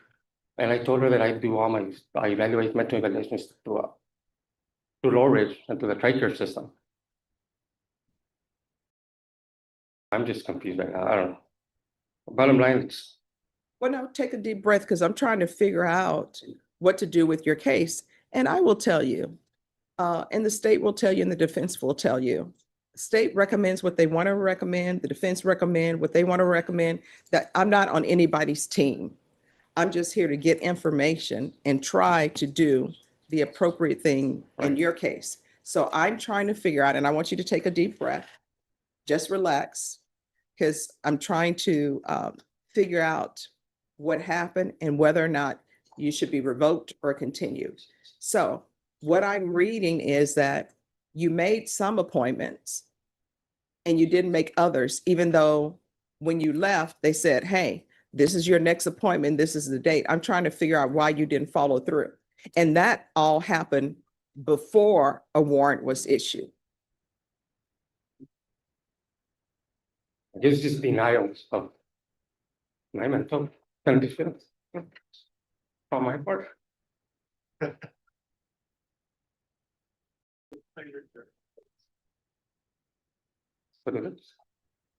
All right, any questions? Just briefly.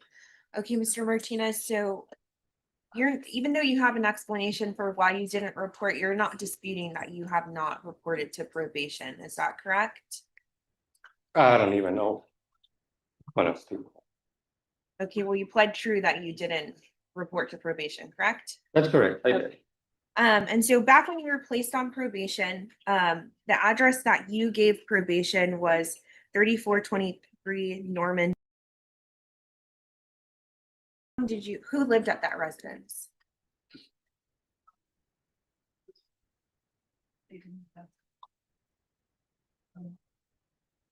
That was my parents' home. It was given to me when they passed away. Were you living there back in 2022? Yes, and when I came to court, one of the conditions was because of my medical condition, Ms. Boyd had stated that they're supposed to contact me before they would show up. If I was there, I'm there. If I'm not, I'm not. So And that's just the way. I didn't. The one time assistant mentioned that hey, they showed up and you weren't there. I was like, well, I have a little workshop in the back, where I weld stuff. But they're more than welcome to walk to the back. I even told her like, the gate is dummy lock. But just to keep, for people just walking in, because I had a bunch of stuff that I work on, so. Okay. I told them they're more than welcome to just walk to the back where I do my work. where the Okay. shop. And Ms. Cisneros, that was your probation officer? She was our probation officer, but when I first got into the probation program, it was someone else. But when I called in the month of October, because I didn't receive a probation date, they were told the individual that was assigned to you doesn't work for the county anymore. So as soon as we appoint somebody to you, they will contact you and give you your first report date. The November passed, and I called and said, I'm still waiting. They're like, Mr. Martinez told you, then when you get assigned, they will call you and give you a report date. Okay, And this didn't happen until January. okay.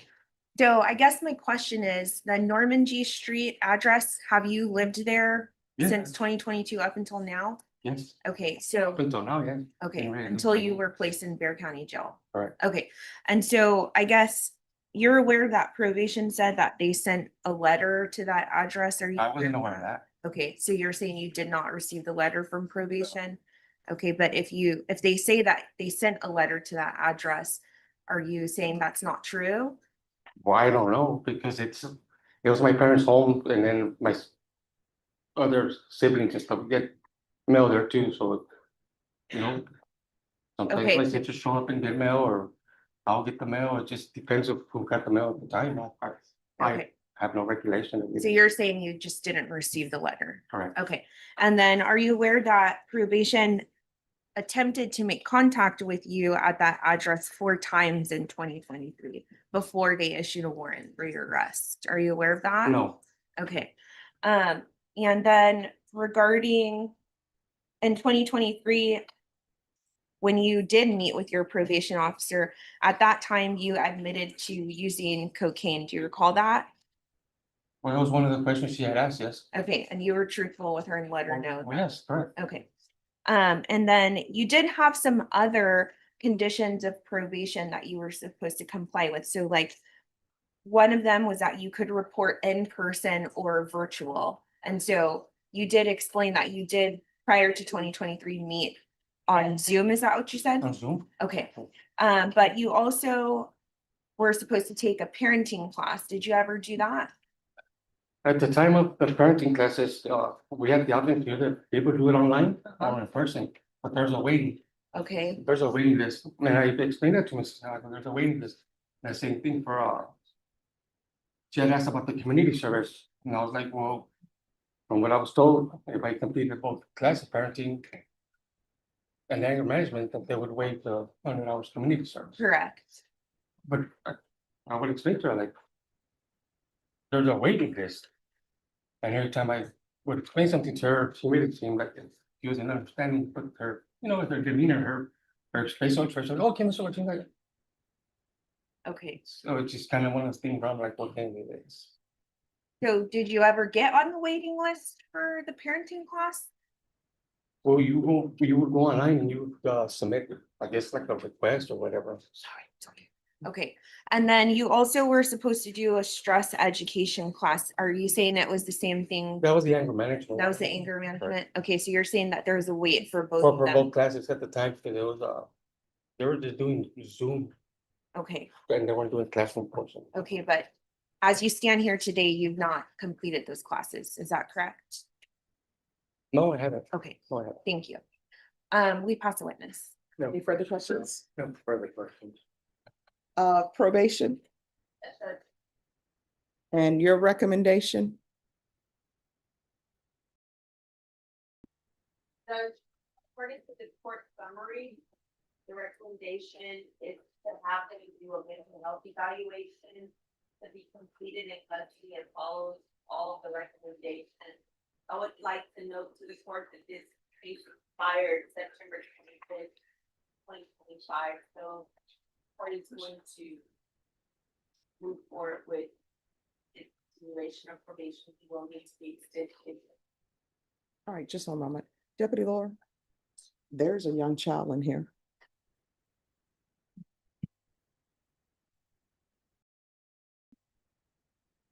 Here's my problem, and I want you to know, my thoughts, right? I understand your mental health issue. And I'm taking in consideration that you're a veteran, and I honestly don't think the government does all they should for veterans. But nobody's seen you. And what I can tell you is the court granted you deferred adjudication. The state was silent on your application. But at the time, the state was recommending that your punishment be assessed at 2 years and that you be placed on community supervision for 2 years. So the fact that the state was recommending that tells me a little bit about the case. Even though I will tell you, if I read the facts of a case and the state hasn't proved their case beyond a reasonable doubt, then I would have found you not guilty. I just don't think you're a good candidate for probation. And the reason why is sort of everything has been tried. So this is what the court is going to do. And I'm taking everything that you said in consideration. I'm taking in the fact that it doesn't appear that you've committed any new offenses. You just have not completed anything or done anything. So the court is going to find violation of condition number 4 true. The court is going to find you guilty. The court will grant the motion. The court will sentence you to 2 years in the prison. The court will give you credit for any time served. There's to be no contact with Ruby Rosario. And the court will recommend the therapeutic community. Counsel, is there anything else? Nothing further, Your Honor. All right. Did you review the trial court certification of defendants' rights to appeal with your attorney? Did you understand it and sign it? All right, you have a limited right to appeal. That right to appeal is as it relates to the allegations in the motion, not the fact that you're on deferred adjudication. Because this is a felony conviction, you're not allowed to own or possess any weapons or ammunition. If you have a question over what that is, you'll need to speak to an attorney. Do you understand? Yes. All right, we can go off the record. So here's the thing. When you're released from prison, if you can't find help with anything, just come back here and I'll pick up the phone and see what I can do. When you were placed on probation, I did limited conditions for you just to address the issues that you had and protect the community. That's why I was referring you to Center for Healthcare Services. And the reason for the parenting classes and not community service hours was because of children. And then I was allowing you to report by Zoom or in person, however you wanted it. And I know that during COVID and the pandemic and everything was shut down, that was one of the reasons why I had the field visits, because I wanted to make sure that if there's something you needed or if you were in crisis, they could address that. But I mean, they can't do it if they don't have any contact with you, okay? All right, thank you. Okie dokie, let's stay in Texas, but we will go say good morning to Judge West this time.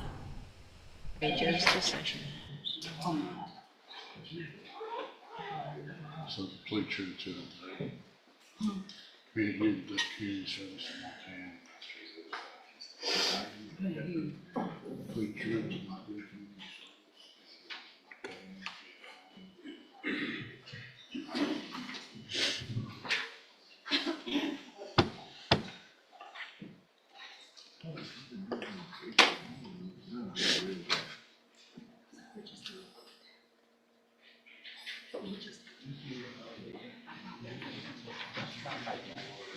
So there's still, our tablets are still messed up.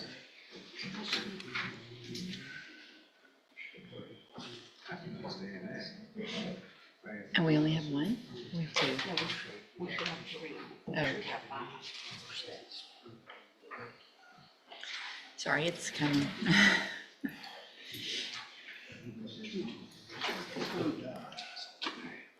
All right, will she waive the formal reading of the motion? So Ms. Sanders, best you can, raise your right hand, please. Do you swear or affirm the testimony you're going to give in this hearing will be the truth, the whole truth, and nothing but the truth? Yes, ma'am. All right, thank you. And so, Ms. Sanders, in cause number 22-39884, I have a motion to revoke your community supervision. Shows that you were placed on probation May 1st of 2023 for the offense of theft of property with previous convictions. And that was a 2-year state jail term that was probated for 5 years. Is that correct? Yes, ma'am. It alleges that you violated your probation. Count 1 alleges that you committed the new offense of theft of property with previous convictions July 31st of 2025. And is that true or not true? No, ma'am. Not true. Yeah, not true. Count 2 alleges that you failed to provide verification of performing the community services required. Is that true or not true? Yes, ma'am. It's true. Yes, that's true. Not true. Count 3 alleges that you're behind in your court-assessed fees as of August 19th, 2025 in the amount of $919. And is that true or not true? That's true. Did you enter your pleas of true to counts 2 and 3 freely and voluntarily? Yes, ma'am. And did you plead true to those counts because they're actually true? Yes, ma'am. All right, then I'm going to find that you entered your pleas of true to counts 2 and 3 freely and voluntarily. Find those counts true. Find sufficient evidence to revoke your probation. But I'm going to reset your case for a sentencing hearing and ask the probation department to do an updated report. And we'll need, I guess, some time for witness. Probably about an hour, Judge. Okay. We can do it at 11 o'clock on this. Okay, so we'll reset it to where we have about an hour or so for any prove up of count 1. And she's requesting a bond, although it is a strict probation case. Has there anything been filed? Should have been last night. It's been e-filed yet. Yeah, we're not having any trouble with those. He dropped it down. Sorry. Let me make this notation first.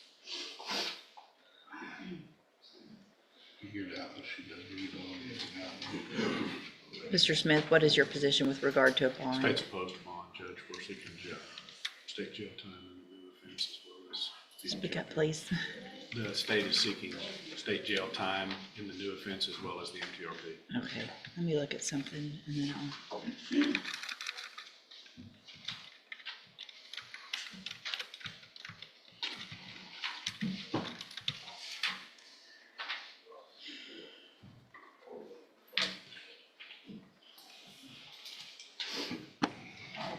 I should be able to go back and see. Yep.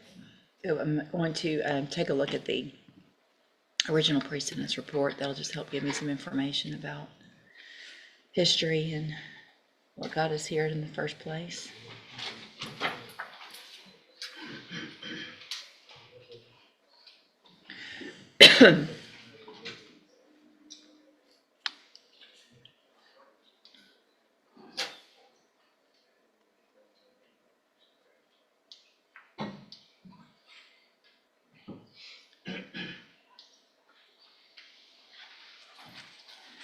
No, that's denied at this point. This is her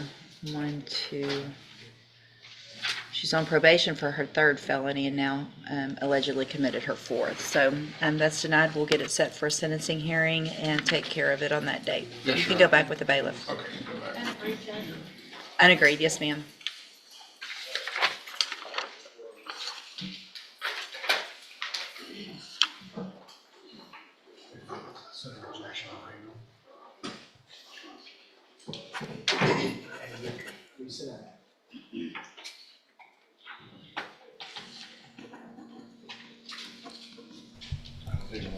All right, while she awaits her next contestant, let's go back to Judge Boyd. What I see is circling the wagons. All right, let me see. All right, so where are we on discovery? This is, I think, the first setting for this case. Yes, Judge, it recently got indicted. I'm filing a motion for a sanity evaluation and also for competency. Okay.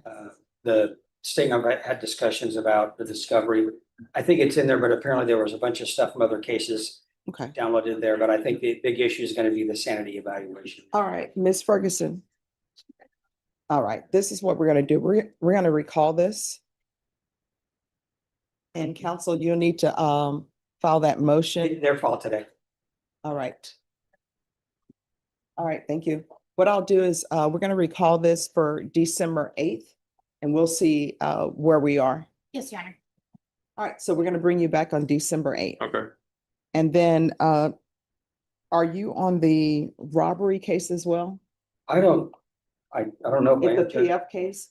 Norma, if you can make sure he's placed on the robbery case as well. Oh, I'm sorry, I'm looking at a different case. That's Israel Gonzalez. I think he just has. He the just same has, case. yeah. All right, so December 8th. All right, thank you.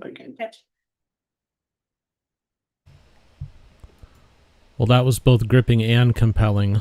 Let's go to Louisiana. Let's give that a try. This is the Committee on Parole that is meeting now. It's October the 21st, 2025. With us on Zoom is Jerry Ledoux, who is one of the board members, and she's going to be on Zoom with us throughout the morning. Chuck Tillis is to my left, and my name is Steve Frater. The time is 9 o'clock in the morning. We're in Baton Rouge at headquarters, and staff at headquarters, would you introduce yourselves, please? Jasmine Thompson. Carla Williams.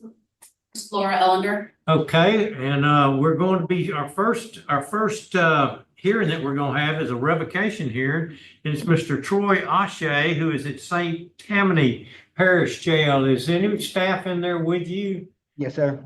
Corporal Christopher Ellis. Okay, Corporal, we thank you for being there. And your name that I'm looking at is Troy Ashe, is that correct? Yes, sir. Okay, Troy, what is your DOC number? 286821. Okay, and do you have a piece of paper in front of you that's on a waiver and it talks about your rights as far as this hearing goes this Yes, morning? sir. Yes, sir. And did you sign that and understand it and all? Yes, sir. Okay, good. Well, we appreciate that, Troy. Well, my name, as I said before, Steve Prater, in this particular case is assigned to me. And I wanted to just go over the violations and hear what you have to say about them. I don't want to spend a lot of time here if it's not necessary, but I want to make sure that you understand and have all of your rights afforded you to a fair hearing. You've already had a preliminary hearing, and it's my understanding to talk about these conditions, and that's what we'll be talking about today. You were paroled in 2019, I believe. Is that correct? Yes, sir. Okay, and you're charged now, or you're accused of violating certain conditions that you agreed to before you got out of jail. And these conditions that you are accused of violating are 1, 2, 3, 4, 5 different conditions. And we'll go over those. And it's my understanding at the preliminary hearing, you pled guilty to all of these. Yes, sir. Okay, I'll go over them and you tell me if you're guilty or innocent. The first one is condition number 2, absconding, where you didn't report all the times you were supposed to report, or you didn't do the things you were supposed to do as far as staying in touch with the parole board. With your parole agent. Is that true or not? Yes, sir. Well, I moved. What happened was I moved and she said she couldn't find me for 3 weeks. I didn't ask her permission. I should have asked her permission, she said, before I moved. So I called her and told her my new address and everything and asked her if she could. I moved from Tangipahoa Parish to St. Tammany Parish. And I asked her, I said, can you transfer my paperwork? She said, yeah, I can do that. She said, with your address. I gave her my address. She said, when can you report in? I said, Monday morning. And I reported in Monday morning. I didn't know I had to report to her first and ask permission to leave. I think that's the biggest part right there.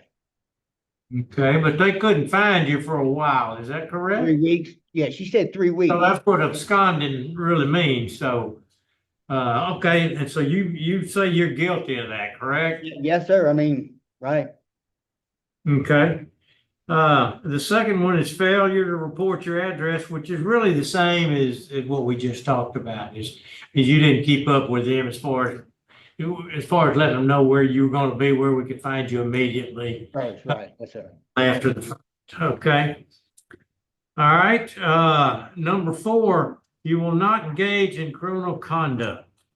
And the reason that that's on here is because you had it really goes to number 8 also. We could talk about those at the same time. But but you had some different drug tests while you've been on parole, and I think 8 different times you came back hot for a number of different drugs, including heroin. Yes, sir. It- I've been battling with it for a while, sir. Yes, I have. Okay.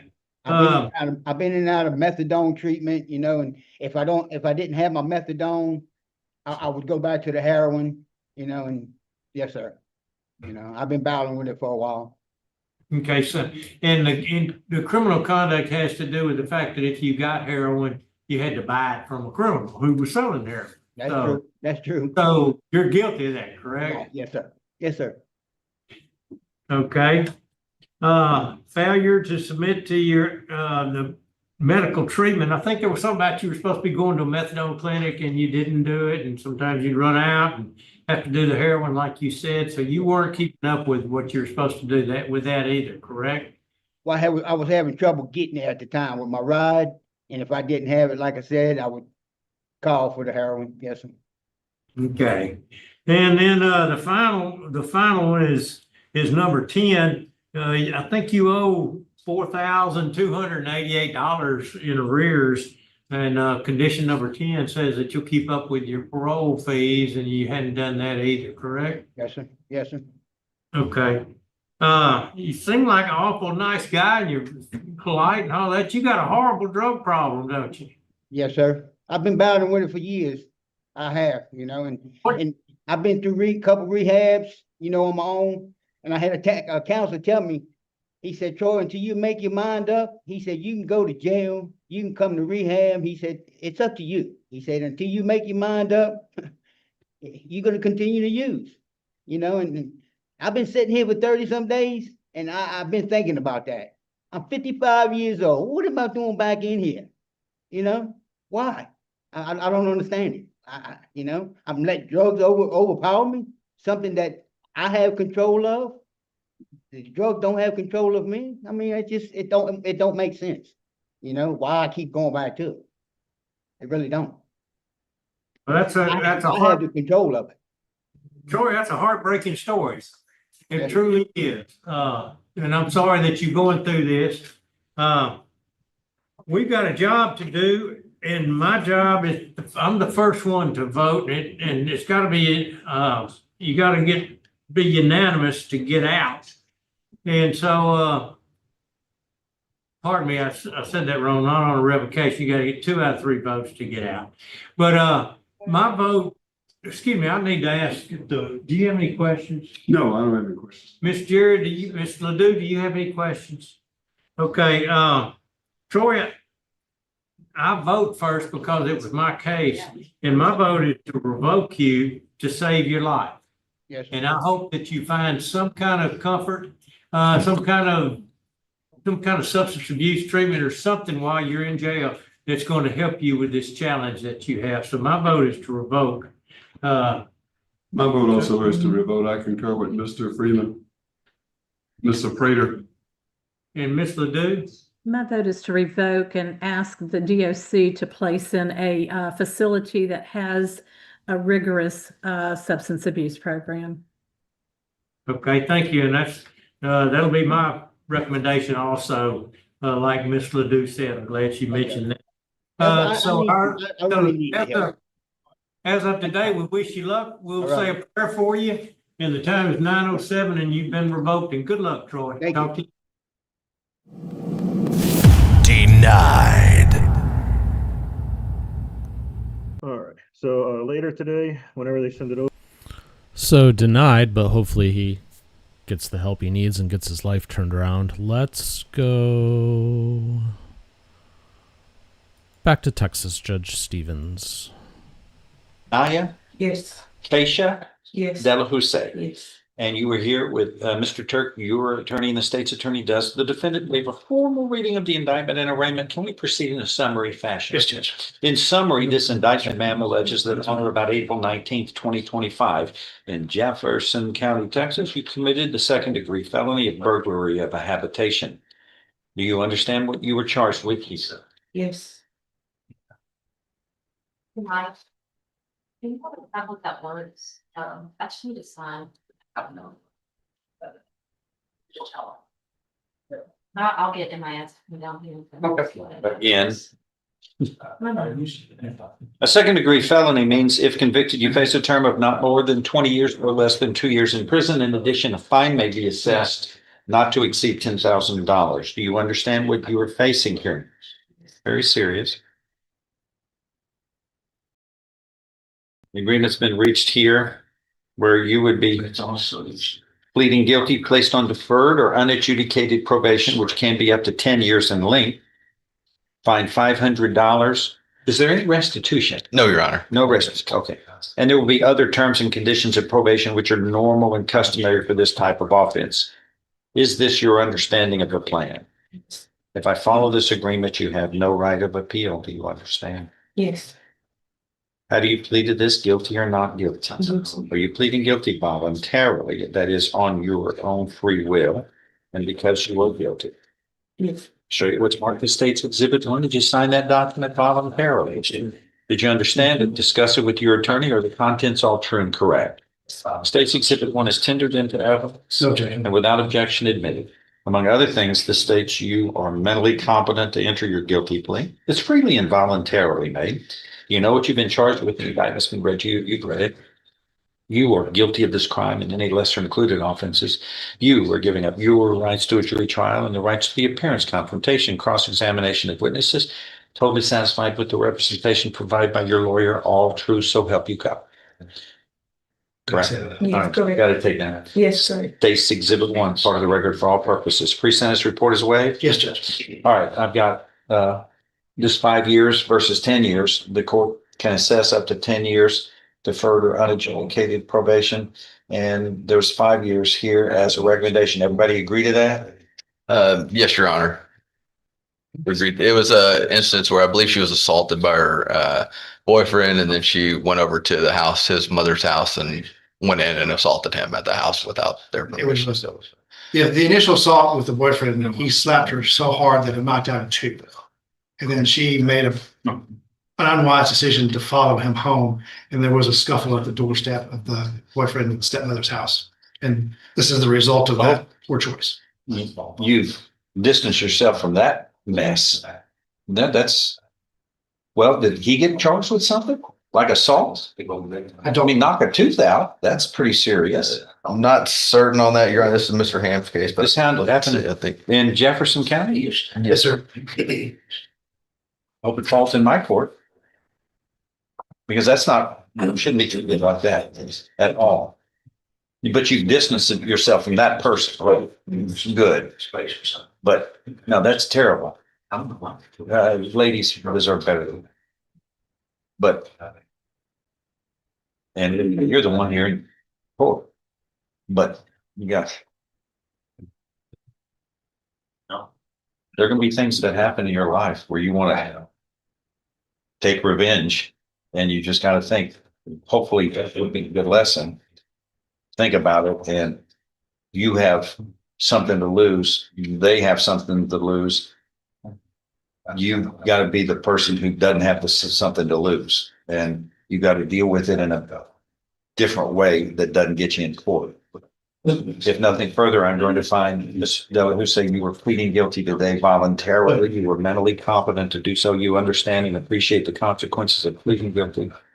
There's sufficient evidence supporting your guilty plea from State's Exhibit 1 admitted here to find you guilty beyond a reasonable doubt. But we're going to defer any finding of guilt, not find you guilty at this time, place you on deferred or unadjudicated probation for 5 years.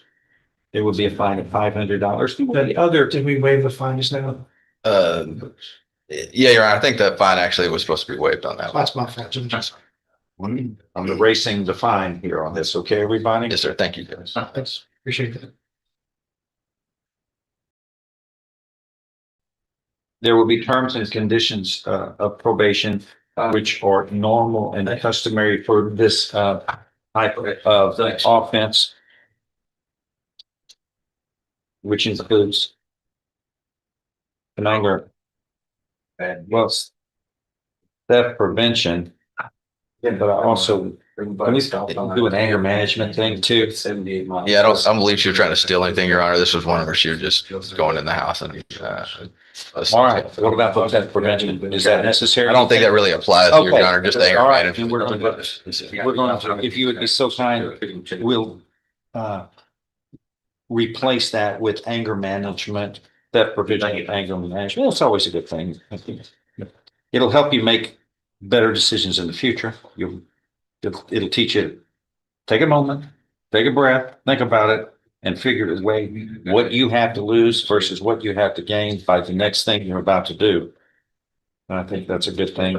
You do well on this at the end, which can be shortened to 1/3 of the time, 5. 1/3 of 5 is 1 2/3 years. You can be dismissed from this. So do well. Okay. All right. Please see the probation officer. Thank you.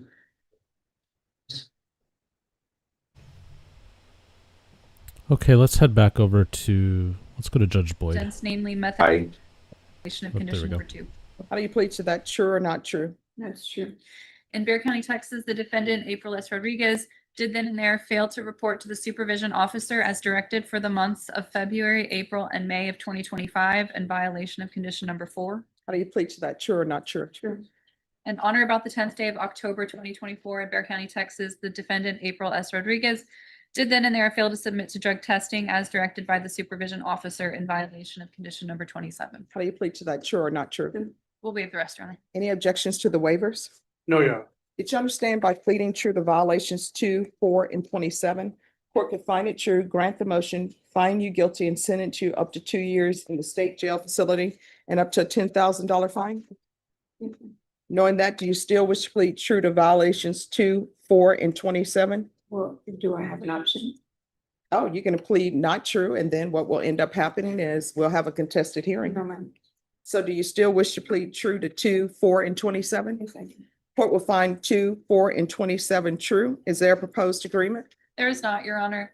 The state had originally recommended DDRF, but it doesn't seem as if the defendant would like it. So we're asking for revocation, given that there's nothing else that we can do with her. All right, and defense? Your Honor, we're asking for the court to extend her probation and to give her lifetime recovery as a condition for probation. And I call her as a witness to testify about what's been going on. Sure. Would the court like the court summary? Any objections to the court review and court summary? No objections, Judge. All right, could you raise your right hand? Yes, ma'am. Do you solemnly swear affirm the testimony you give will be the truth and nothing but the truth, so help you God? All right, you can lower your hand, state your name for the record. April, that's right. All right, you may proceed, defense. Thank you, Your Honor. Ma'am, when you were not reporting, what was going on with you during that period of time? I was physically sick. I didn't know what I was sick of, but throughout the times that I didn't report, either the day before, the day of, or the day after, if you would allow me to, I don't know, somehow get my medical records, you will see that I've been in either an urgent care or an emergency room here in San Antonio, trying to figure out what was wrong with me. I didn't know what it was. I recently got my gallbladder removed, and I know that my pancreas isn't working at the time. Like, I have serious stomach issues. Anyhow, so that's what was going on. But everything happens for a reason. I do believe throughout that, when you gave me that MTR, I have been struggling to get off of methadone for 14 years, which I've been able to do throughout the time that I've been at the county. I mean, I don't know if it makes a difference, but I've been working just to keep my mind occupied. I just would like for you to be aware of the fact that even though I wasn't doing good, I was still reporting to the best of my ability. I would like for you to give me an opportunity to finish the rest of my term, if that's an option. And Okay, ma'am. So what was the medical condition you were diagnosed with? I had my gallbladder was removed. I don't know the proper terminology, but at the time my pancreas isn't working. I still have issues. Okay, and what did you do on probation? You did some things on probation, correct? Yes, I did. I did my parenting, I did my domestic violence, and I recall you telling me that if I did my parenting, I didn't have to do my community service. I did my psych eval with the Center for Healthcare Services. I don't have the date in memory, but I believe that the only thing I had left, I don't know drug court was mandated. Because throughout that time, I picked up a CPS case, which my kids are currently under the custody of CPS. So whenever I asked my caseworker for drug court, he said it wasn't on the table. So anyhow, I did my parenting, I did my domestic violence, and I did my psych eval. I did two of them actually, one with CPS and one with Center for Healthcare Services. And do you have any prospective job employments or sources of income, or how are you gonna support yourself if you are returned back to probation? Well, I'll get a job. I don't have a warrant anymore. I had to have an ID. You know, that's something that I've been wanting to do for the longest time, but haven't been able to simply because at first I had a drug problem. Second, I had a warrant, but that's not the case anymore. Last one, Judge. Just a few questions, Your Honor. Ms. Rodriguez, when did you realize you had this gallbladder issue that you needed to have it removed? Well, at first, I really don't recall the date, but I didn't know what it was. I just know that I was really sick and they couldn't find out what was wrong with me until I had like a serious episode and they like removed it the next day. So that was like within those 3 months that I didn't report. And I did, however, keep in touch with my PO through emails and phone calls, but I didn't go in person. So the MTR alleges that you didn't report in November and December of 2024, February, April, May of 2025. Like it was more than 3 months that you didn't report. Right. Is that accurate? Yeah, it sounds like it is. Okay. So it also, the court summary also reflects the different efforts that the probation office made to get you to report. Do you remember those efforts that they were making? Yes, ma'am. Okay. And do you remember an encounter in January of this year where they actually made a face-to-face contact with you and explained to you the importance of reporting after many failed, or not failed, but inadequate reporting, that they made a face-to-face contact with you and explained the importance of reporting, and you said that you would? Do you remember that? Yes, I do. Okay. Was it after that that your gallbladder was removed? My gallbladder was removed within those 3 months, but Before that? yeah. Well, Okay. however, I didn't get right because now I have an issue with my pancreas, which is why well, anyhow, that's what was going on. Okay. And during that time, you had some positive UAs for amphetamines. So were you still using? Those positive amphetamines was at first. I took the time that I was in the hospital, which was like consistent to be able to not, it was easier for me to stay off of drugs than to get off of drugs. I don't know if that makes sense, but when I got out of the hospital, I wasn't on them anymore. So I didn't ever go back. I was just trying to get my stomach issues situated. And so why did you refuse to go to DDRF when it was originally recommended? I don't, DDR, well, because at the time right now, I'm appealing an eviction. I only have like, I don't know, 6 days before I lose my home, and I have to the end of the month before my kids get adopted out. So I would really like to work on that. And I can go wherever you want me to go, if I could possibly save my home and try to get my kids back. Nothing further on. All right, Nothing further on. I have a question. Did you complete parenting classes? Yes, ma'am, I have my certificate on my phone in banking. Oh, so you didn't tell probation you completed parenting? At the time when I was talking to her, I hadn't completed it. I took it. Did you turn anything in showing that you completed parenting? I just recently completed it, no ma'am. All right. And then there's the positive UAs in March, April, and May.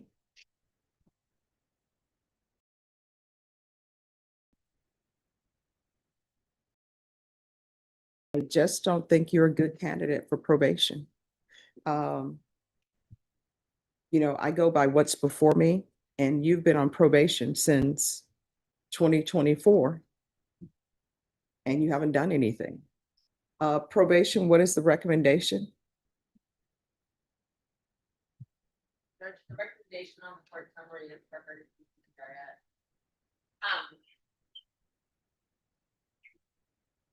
I would like to point out that there were several instances where we tried to get Ms. Rodriguez to do the Center for Healthcare Services appointments. And 3 separate times there was failure to report to those for the mental health evaluation. Okay. All right, thank you.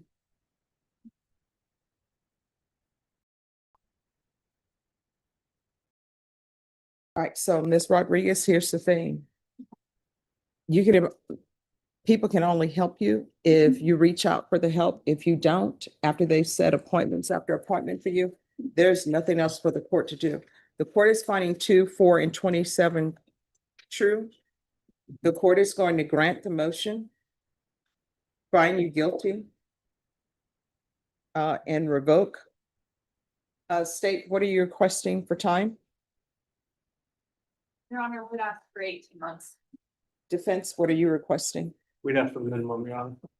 6 months. All right, the court will sentence you to 18 months in the state jail felony. The court will give you credit for any time served. There's to be no unsupervised contact with minors and no residing in household with minors. And the court will request the therapeutic community. Did you review the document entitled Trial Court Certification of Defendant's Rights to Appeal with your attorney? Did you understand it and sign it? Yes, ma'am. All right, you have a limited right to appeal. That right to appeal is as it relates to the allegations in the motion, not the fact that you're on deferred adjudication. Because this is a felony conviction, you're not allowed to own or possess any weapons or ammunition. If you have a question over what that is, you need to speak to an attorney. And I'm so sorry. There's also to be no contact with Walmart. And this was a part of her previous conditions. No contact with Walmart on Bandera Road. All right, good luck to you. You're welcome. Okay, because we're full service here, this is currently going on in Detroit. This is courtesy of Fox 2 over there. So this is actually at a truck stop. And I'm just going to describe this for those of you on the podcast side since you can't see it. So this truck driver apparently pulled in to refuel, went inside the store, and while he was in there, the truck rolled along and rolled straight into that retention pond there. He failed to engage his brakes. So now, you had one job and you failed to do that job, and this poor guy now has to get his truck out. And assuming he is an independent contractor, his insurance rates just went way through the roof. If he drives for somebody else, he most likely just lost his job. So I just wanted to show this because it's one of the weirdest things I've seen, because we see like semi-truck accidents and stuff like that. This is just a guy who failed to do the one thing he really needed to do. Luckily, it doesn't seem like anybody was hurt or anything like that, but now they got to dig the cab out of the retention pond there and deal with that. So thought I would share that. Always full service here at TCF, bring you the breaking news. Let's stay in Texas. We'll go to Judge West. In court and entered a plea of true to count 1 in a motion to revoke deferred probation on probation for evading arrest or detention with the use of a vehicle. And that was from February 17th of 2025. Count 1 that he pled to was the count where he was arrested for a burglary of habitation. It was not necessarily that he had committed it, but that he had been arrested for it. And Judge, Go ahead. So you're aware, the motion reads kind of funny that you pointed out to us last time. So I could technically abandon 1 and 2. I just kept them there for your review, have corrected them in 7 and 8. I believe. Okay, so That's there why was a it's first amended. Yes, ma'am. So we need to go through that first amended. Correct. And then Ms. Branch will be here to testify in place of Ms. Jefferson if those pleas don't change. Okay, hold on a second. Let me pull this up correctly. So let's go through that motion. Mr. Lamel, best you can, raise your right hand, please.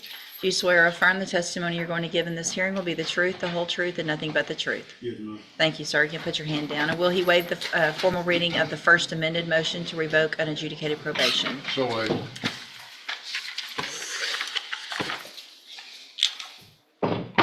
So again, and this is 24 DCCR 0826. You have a first amended motion to revoke your unadjudicated probation.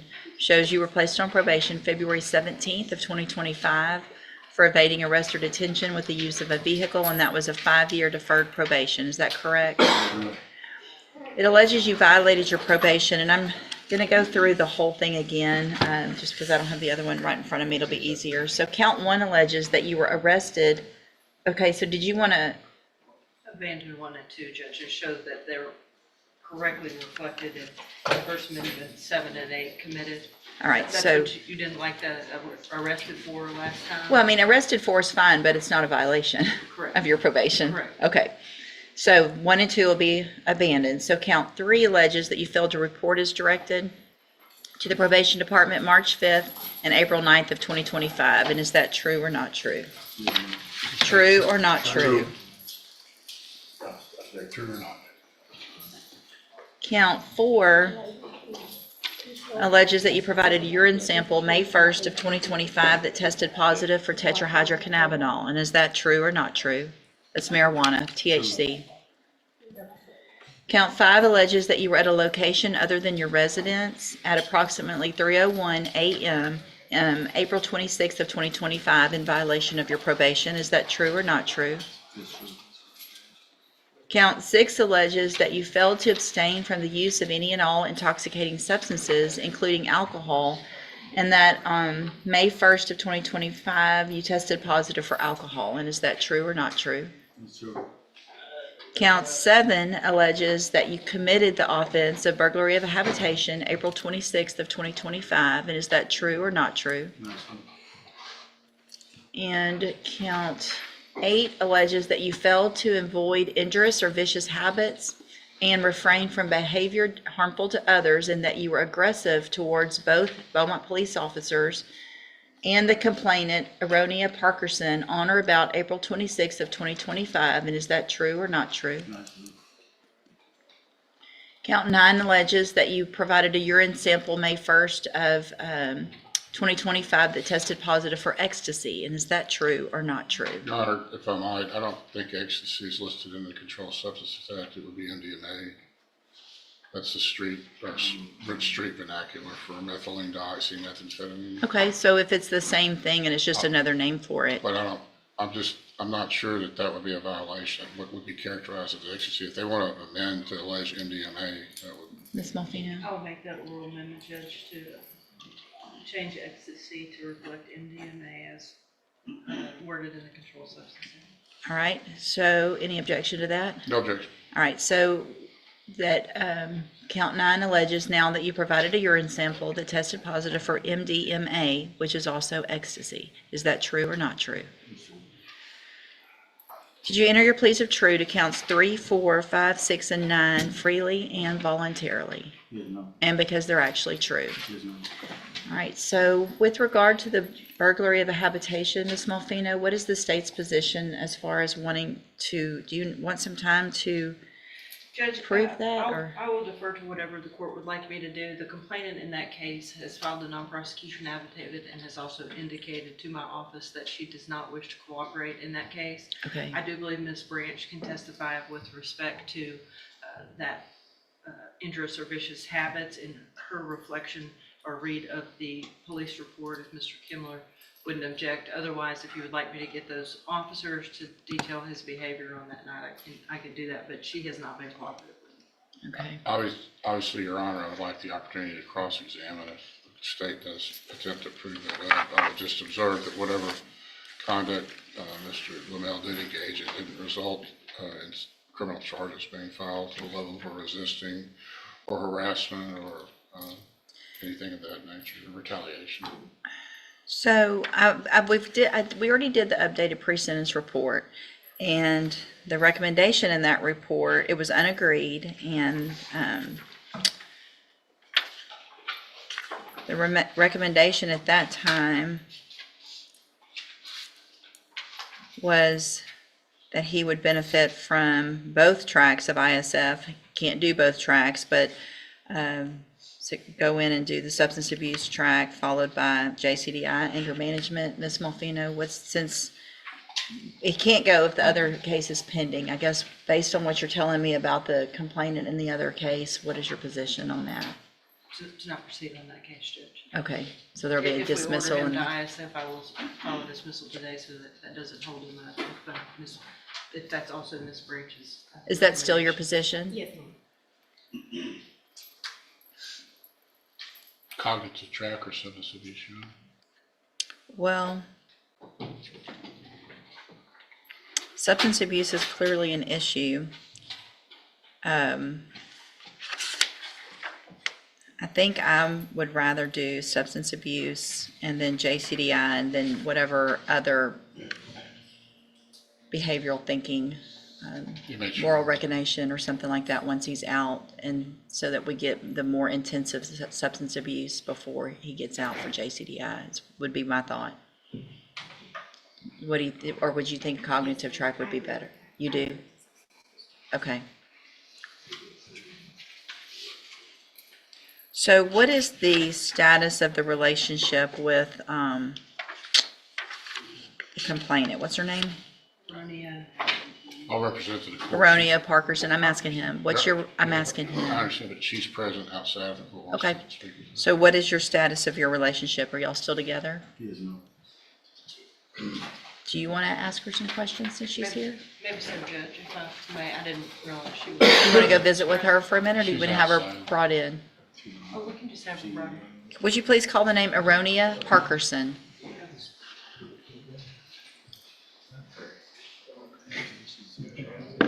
So, drug substance abuse. If you'll scoot over just a little bit towards your attorney. Ma'am, come right over here. You just come on up right here. Would you please state your name, please? Ariana Parkinson. And Ms. Parkerson, would you please raise your right hand? Do you swear or affirm the testimony you're going to give in this hearing will be the truth, the whole truth, and nothing but the truth? Yes, ma'am. Thank you. Ms. Malfino? Thank you. Ms. Parkerson, can you please describe for the court the nature of your relationship with the defendant, Nathan Lamel? He's my boyfriend. And is the gentleman in the orange to your left, is that Nathan Lamel? Yes, ma'am. Your may the record reflect that the witnesses identified the defendant in this hearing? The record will so reflect. Judge, on Saturday, April 26th of this year, at approximately 6:15 in the morning, were officers of Beaumont Police Department dispatched to your home in reference to a burglary call that had been made? Yes, ma'am. Can you tell the court about that? Me and Nathan had got into a disagreement. I really don't recall what the disagreement was about, but the first time they were called, he was trespassed. And the officers explained to me that if I called them back, that the trespass warrant would be voided. I was okay with that because I knew I was gonna call him back eventually. But he came back a second time, which made me call them again because he wanted to talk about whatever we had a disagreement about, but I didn't want to at that moment. I was going through a lot. I had just had my son a month prior, so I was dealing with postpartum. And at that moment, I just didn't care to hear what he had to say. But he knew I called the police back, but my dad was also in my house, and my dad wanted to talk to us both to see what the problem was between us, which is why he stayed, and he was arrested that night. At approximately 5 a.m. that morning, or thereabouts, 5:20, were you awake and on the sofa in your living room, I'm sure probably with your new baby? Yes, ma'am. And what did you hear going on in your bedroom? Breaking of glass, rustling of things around? Yes, ma'am. And tell the court about that. What is it that you observed? Did you observe the defendant coming forcibly into the window of that residence? I wouldn't say forcibly. Had you given him permission? No, but I heard him trying to open the window, and at that point I started recording a video just to get him away once the police was brought back. Did you feel like that entry into your home was with the intent to possibly assault you based on what had been happening previously that evening and with respect to the nature of y'all's ongoing relationship? No, ma'am, I don't feel that I was in any harm. He just wanted to talk. So you don't believe that it was his intention to assault you, or that he could have possibly assaulted you in that scenario there? No, ma'am. But you still felt it necessary to contact the police on multiple occasions that night? I just wanted him to leave. I didn't want to continue to talk about the situation. If he would have left the first time and then came back the next day, we could have revisited our situation. Just like when he was released 3 days afterwards, I think accusation is what it's called. He came back to my home and we talked about the situation, and moving forward, we've been good ever since. Okay. Is that baby his? Yes, ma'am. Okay, and is it true that on May 10th of 2025, on August 7th of 2025, that you came in and gave a non-prosecution affidavit signed with Investigator Troy Robinson of my office, indicating that you did not wish to pursue the burglary charges against Mr. Lamel? Yes, ma'am. And is that what you're telling Judge West here this morning? Yes, ma'am. And has he pressured you or made you any promises or coerced you in any way? No, ma'am, I did this of my own free will. And do you understand that if those charges are dismissed, they're not going to be refiled? Yes, ma'am. And that you are taking your safety with Mr. Lamel into your own hands? Yes, ma'am. And are you asking the court to follow any agreement that she decides to make with respect to sending him to some substance abuse treatment, so that hopefully when he gets out, your relationship can be more productive? Yes, ma'am. And he can help you raise those babies? Yes, ma'am. Thank you. No questions. Thank you, ma'am. You can go have a seat. Okay. Not a good way to handle that situation, was it? No. When you hear it out loud, how does that make you feel when you hear out loud what you did that night? A little disappointed. Not good for your baby, not good role model, not good for the relationship, and not good to keep you out of jail or prison, right? Right. So what I'll do then, based on that and based on her representations and probation's willingness to try to help you so that you can be successful, is I'm going to find that you entered your pleas of truth to counts 3, 4, 5, 6, and 9 freely and voluntarily. Find those counts true, find sufficient evidence to find you guilty and revoke your probation, but I'm not going to do that today. I'm going to follow this agreement, or not agreement, I'm going to follow the recommendation, and I'm going to continue you on probation. I am going to extend your probation for 1 year. I'm going to order that you enter and successfully complete the substance abuse track of the ISF program. And then when you're released, your aftercare will be through the JCDI program. You will also be required to follow any other new recommendations or classes with regard to making better decisions, cognitive thinking, things like that. This is all meant to help you be successful. I want to make sure you understand, though, that if you come back here again on another motion to revoke, you're probably not going to get the same. I'm sorry. I'm sorry. Yeah, no, you're not going to get all of this again. Does that make sense? You're likely going to be going to prison, and you could go to prison for up to 10 years. You could do that today. I could send you to prison for 10 years just for the violations you've already had that you agreed to, the testing positive and all that. I don't need a new case. I don't need any of that. I can send you to prison today. I don't want to do that. I want you guys to work things out, but you've got to make things where that works in a very productive and non-violent and non-confrontational, sober way. Okay? So probation will let you know what all, again, that you need to do, but you'll go from here to ISF. Once you get out, you'll be in JCDI. No violations. Okay? All right. Good luck to you, sir. All right, let's get out of Texas for a while. Let's go to Tennessee, spend a little time with Judge Wolf. We don't get there too often, but he's always good to watch. You have no income, is that correct? Yes, I want to get a kinship placement check for the 4 kid or the 3 kids that I got. That's $1,200. I'll put it on.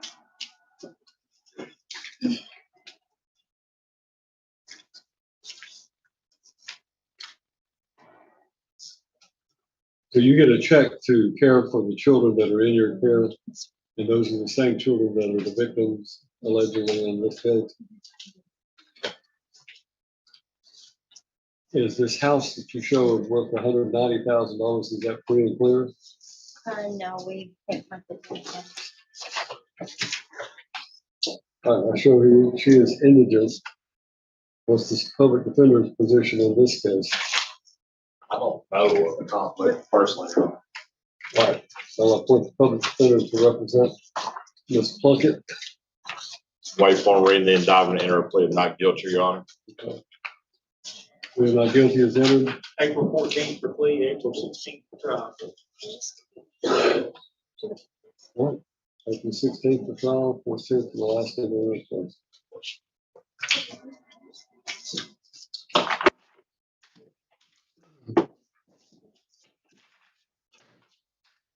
You wanted a Nick Ryan Russell. I represent Mr. Russell. I've spoken to the general. If we can move this to November the 25th, I think that's the next BOP day. We do need to arraign. All right, he needs to be arraigned on the charge of, this would be indictment 15157, and it shows that he's been arraigned and for the public defender to represent him, set all of those matters on November the 25th. Thanks, sir. We're not guilty as entered on that new indictment. Thank you. Marissa Dawn Smith.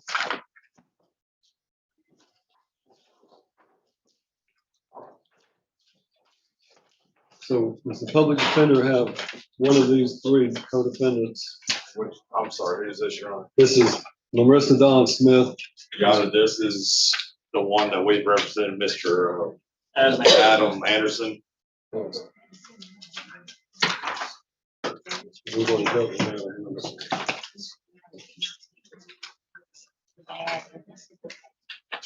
I have a lot of conflicts with just about every lawyer in Memphis County. Well, one of the ways you can resolve that conflict is hire your own lawyer from outside the county. Yeah. And that's entirely your problem. You make $544 a week.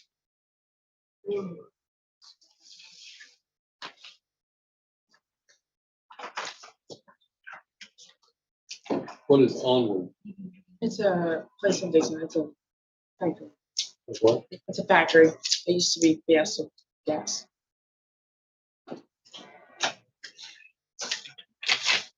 So I found that she is partially indigent.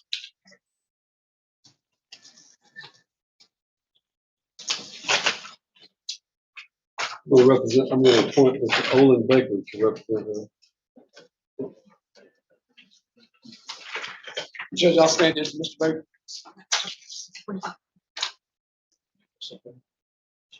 I'm going to write his name on the top of her indictment, but I will hand you a copy of that so you can relay that to your associate. Thank you, Judge. Right. So what did we do on the dates? So 14th and 15th of April, is that correct? Yes, sir. Yeah. The last day in her plea will be April the 14th. The plea, trial date will be April 15th. Thank you, Judge. Zachary Allen Snook.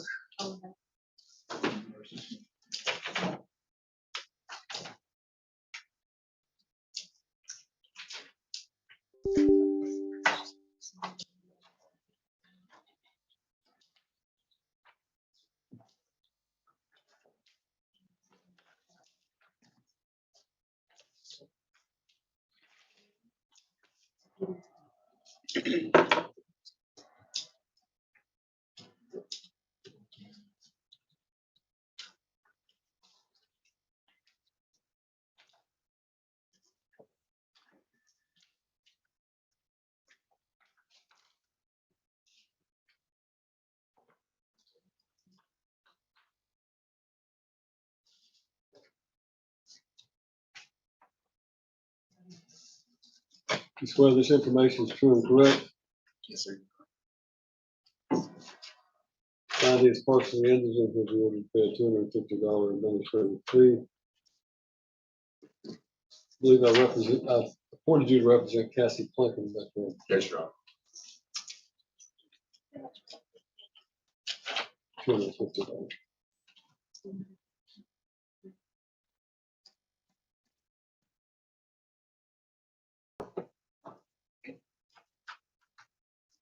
going to appoint Mr. Scott Saul to represent you. I'll write his name at the top. You'll have to look up his information.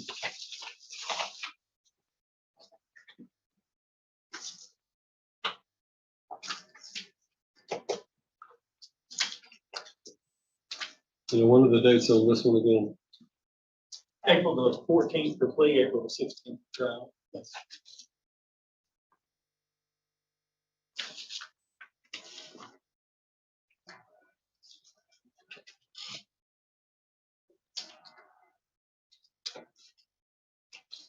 You want to represent, stand in for Mr. Saul? Yes, Your Honor. Wait for him, read the indictment, enter a plea of not guilty, Your Honor. You're not guilty, is it? Thank you.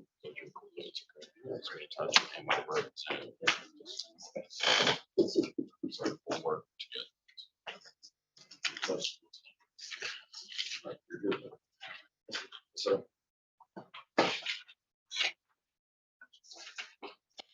Anyone else who requested an attorney that has not been called up? And we're ready to pick up these other matters.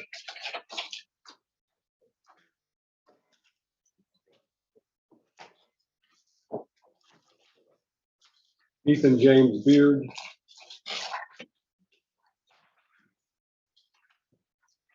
Beard here. Yes, Judge.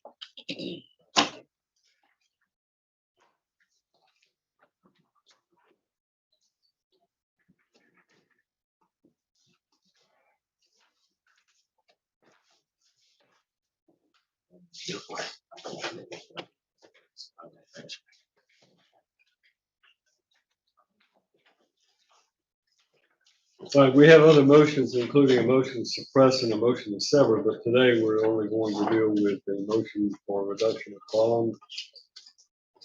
So, your motion, Mr. Simpson, you may call your first. Yes, Judge. First, I just request the rule.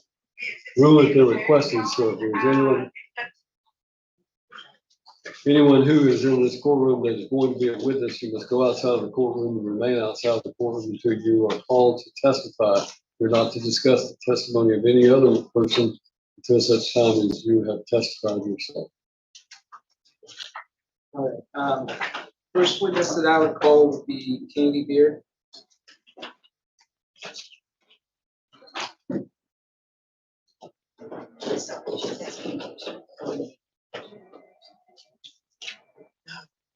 I'm making sure you guys are you Kennedy? Can you come up here, ma'am?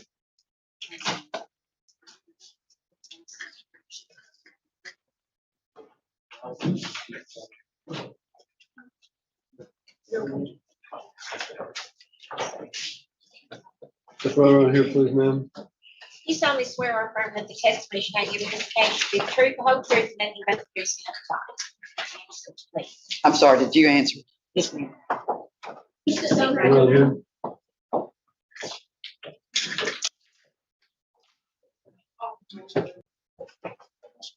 Your name Candy Beard. Yes, sir. Could you please spell that for the court reporter? Candy Beard, B-E-A-R-D. Thank you, Ms. Beard. And you're gonna have to speak in directly into that microphone, please, ma'am. A little bit up. There you go. Just make sure you're close to it, okay? All right. What is your relationship with Ethan Beard? He is my son. And so would it be fair to say you've known him his entire life? Yes, sir. How long has he lived here in Humphreys County? All of his life. Did he graduate high school here? Yes, sir. In McNally. Does he have family here? Yes, sir. How much of his family resides here? All of them. Does he have friends here to your knowledge? Yes, sir. Are most of his friends here in Humphreys County? Yes, sir. To your knowledge, has he ever been charged with a crime other than this case? No, sir. Would you say that what would you say about his character for reliability? Is he a reliable person? Yes, sir. Would you vouch for his character for reliability? Have you ever known him to be untrustworthy?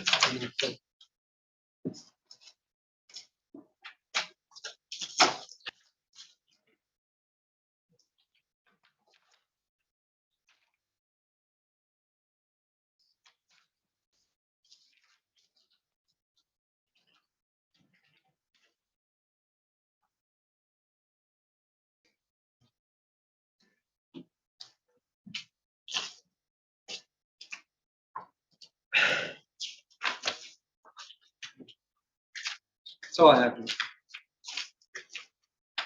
Tom, no question? Yes, Justice Brewer.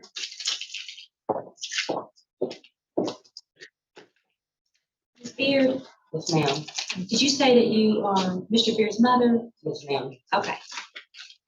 So you testified that you believe him to be reliable and trustworthy? Yes, ma'am. Okay. And of course, he hasn't had any prior charges, No, ma'am.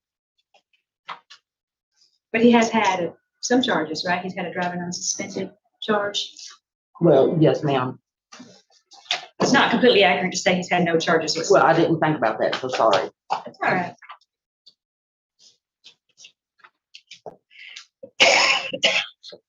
Are you aware of the allegations against Mr. Beard in the cases that are now pending before the court? Yes, ma'am. Okay.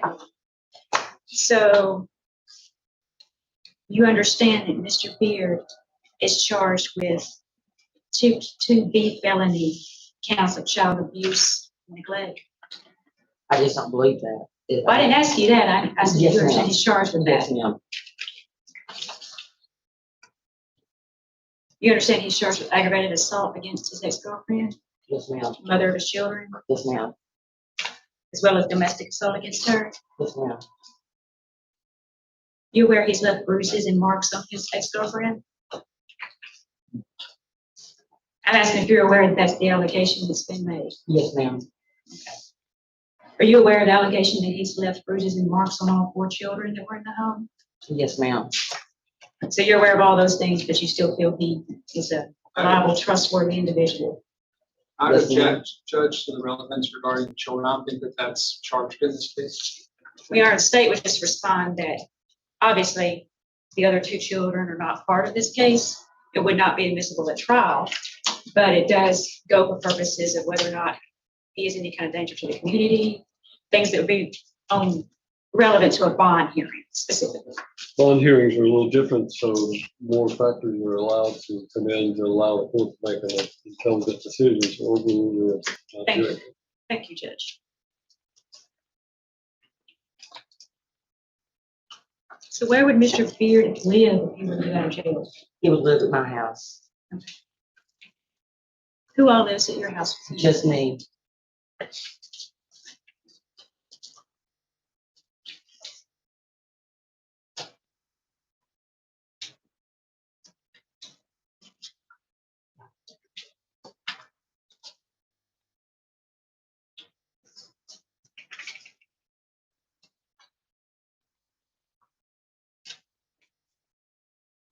Do you know if Mr. Beard has a job or the ability to get a job?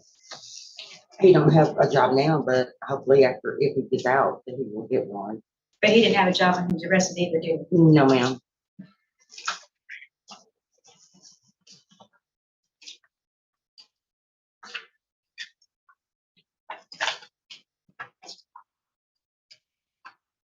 Does Mr. Beard, do you have other family here in the community? Yes, ma'am. Who all, or what's the closest other relatives that he has? His sister. Sister? Yes.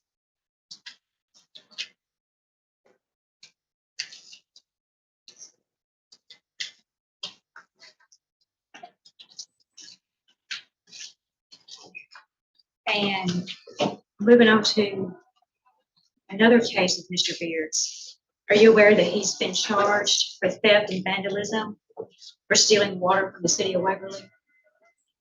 Yes, but yet can I also say that Kate knew about that because. That's not the question I asked you. I asked if you were aware that he was charged for theft. Okay. Yes, He's the ma'am. one trying to get a bond reduction here. Okay, yes, ma'am. Do you think theft charge is an indication of someone being reliable and trustworthy? Yes, ma'am. That doesn't bother me.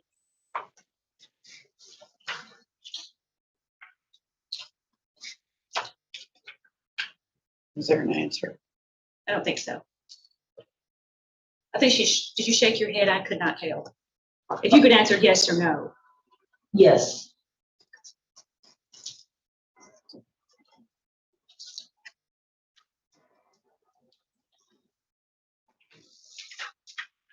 Are you aware that after your son was charged with aggravated assault and domestic assault against Miss Miller, that he attempted to call her multiple times from the jail in direct violation of the bond conditions? No, ma'am, I wasn't aware of that. Well, he is charged with that. Would you have any reason to not believe me if I tell you he's charged with that? No, ma'am, I believe you. No further questions, Judge. Yes, Judge. As far as his character for reliability, would you say that stealing water from Waverly, would that be consistent or inconsistent with his character generally? That's not Ethan, so it is inconsistent. Okay. I'm sorry, I couldn't hear your answer. Inconsistent, and that's not Ethan. Okay. And as far as the allegations against him, are you aware, has he been convicted of those charges yet? No, not that I know of. And as far as the allegations of domestic assault, had you ever personally observed Mr. Beard get into arguments with Caitlin Miller? Yes. Okay. And who was the primary aggressor during the times that you observed? Whenever I observed, and I got videos of it, it was Kate. Okay. And was he trying to leave and she kept following around the house? Yes, sir. And would you say that attempting to choke Caitlin Miller unprovoked would that be consistent with his character or inconsistent? That's not Ethan, so inconsistent. Okay, so for all of the time that you've known him, would you say that his character, what you know about him would make you shocked to learn that he actually did what he's accused of being charged? Yes. Nothing further. Hey, reading false, General. No, Judge. Thank you, ma'am. You may step down. You have seated in court if you like. All right, next witness. Brittany Frederick. Brittany Frederick? Yes, ma'am. Brittany Frederick?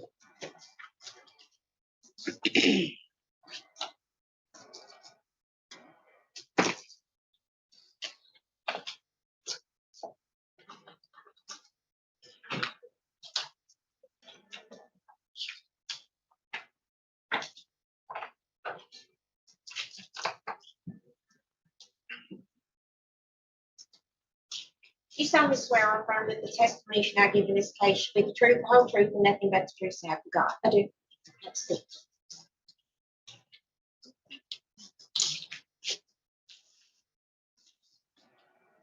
Do me a favor and just speak directly into that microphone. Could you please state and spell your name? It's Brittany Lachey Frederick, BRITTANYLESHIE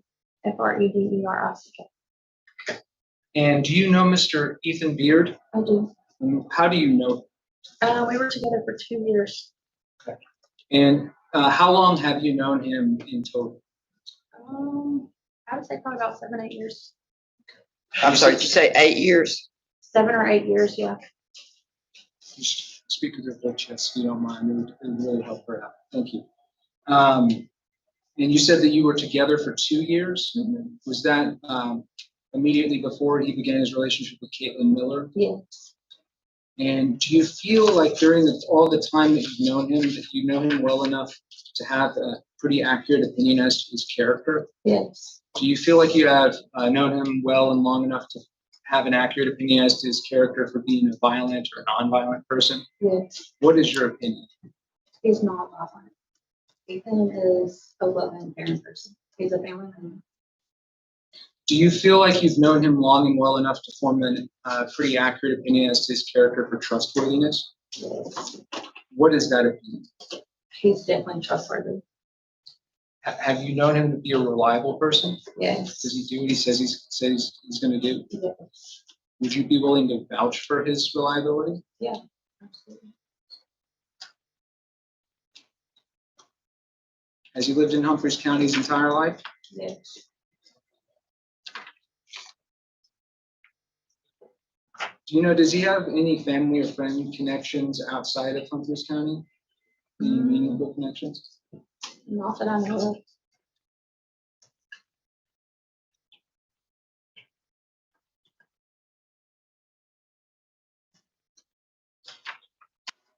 Did you know Caitlin Miller at all? I did not. That's all I have. No question, no questions, Judge. Thank you. You may step down. Thank you. All right, next witness. Yes, Judge. The next witness I would call is Erica Carter. Erica Carter? Yes.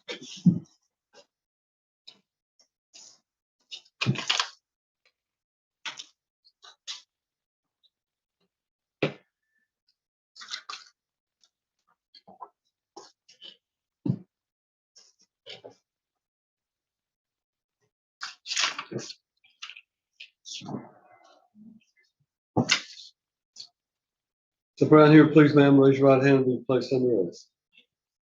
You solemnly swear or affirm that the testimony I give in this case should be the truth, whole truth, and nothing but the truth, so help you God.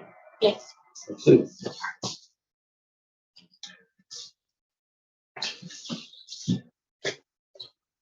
Could you please state and spell your name for the record? Erica. We don't have a very good sound system. You have to really directly speak into that microphone. Erica Carter. Just like this. Erica Carter.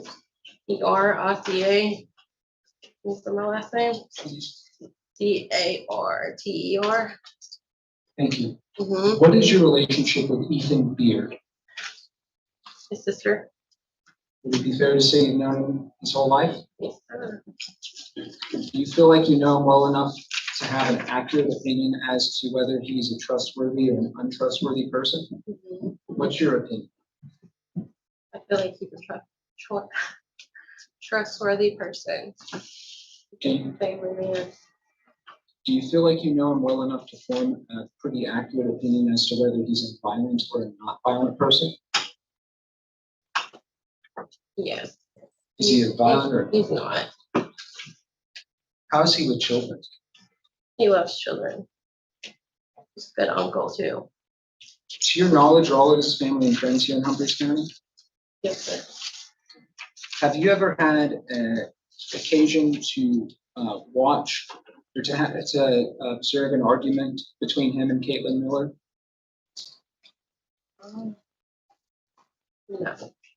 You never saw them argue with each other? I mean, like physical? No, just argue. Yeah. Okay. Who would you say was the more angry person during that argument? Who lost their temper? Was it Ethan or was it Kate? Ethan. Was Ethan trying to diffuse the situation and calm her down? Yeah.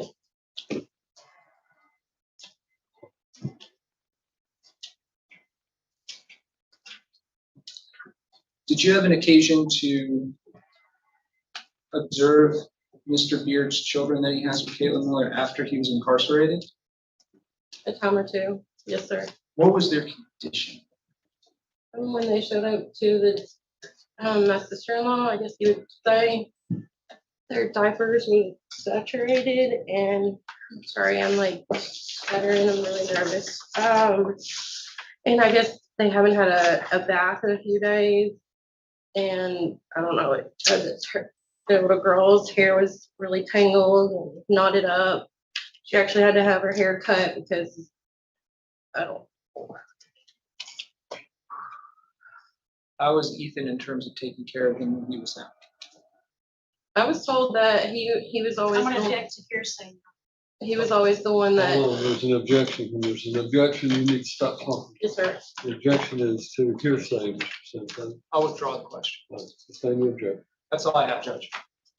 Well,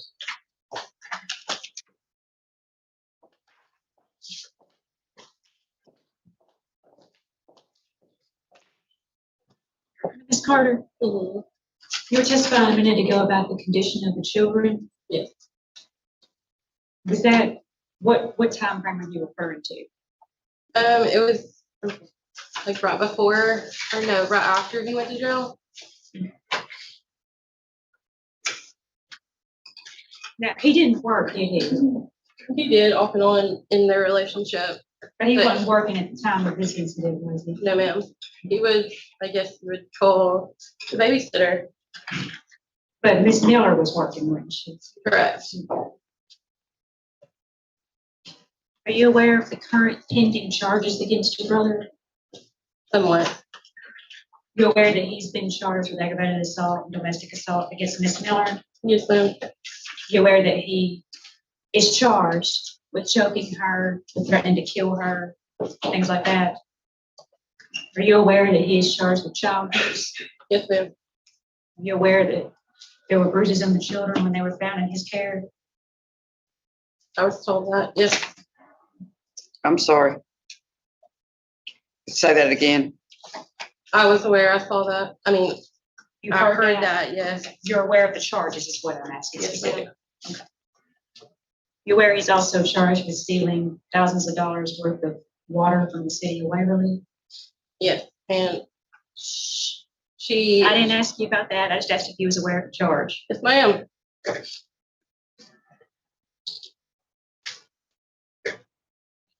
But despite of all that, you think he's all right? Yes. He can come home and be all right? I hope so. All right. No further questions, Judge. Thank you. Any redirect? Briefly, Judge. You were asked some questions on cross-examination. I know you're nervous, you're almost done. You were asked some questions on cross-examination about the charges that are pending against Mr. Beard. Mhm. Based on everything that you know about him and everything that you've seen, would you be shocked if he actually did what he's accused of? Would that be out of character for him? Yeah. In terms of the aggravated assault and the assault? Yes. Would that be well outside of the Ethan Beard that you know? Mm-hmm. Very much so. And as far as him, these allegations, uncharged allegations regarding his children, would him leaving bruises on his children be well outside of his character as well? Yes. In all the times that you saw him with the children, did you ever observe anything that would make you concerned about his ability to take care of them No. in terms of abusing? No, she would yell at him to discipline the kids before he even had kids with her. That's all I have. Nothing further. Thank you, ma'am. You may sit down. Our next witness. Yes, Judge. Next witness would be Marshall Beard.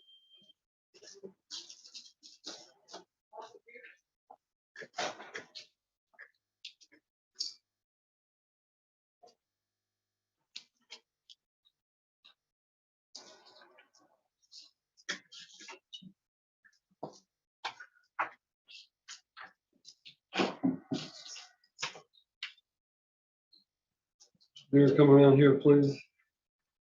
Ask you to raise your right hand and be placed under oath. You solemnly swear or affirm that the testimony I give in this case should be the truth, whole truth, and nothing but the truth, so help you God. You have to say. Could you do me and the court reporter a favor, and when you talk, could you get right about this close to the microphone? Like you're trying to eat it. Thank you. All right. Could you please state and spell your name for the record? Marshall Allen Beard, tomorrow. SHALL, Allen, ALLEN, Beard, BEARD.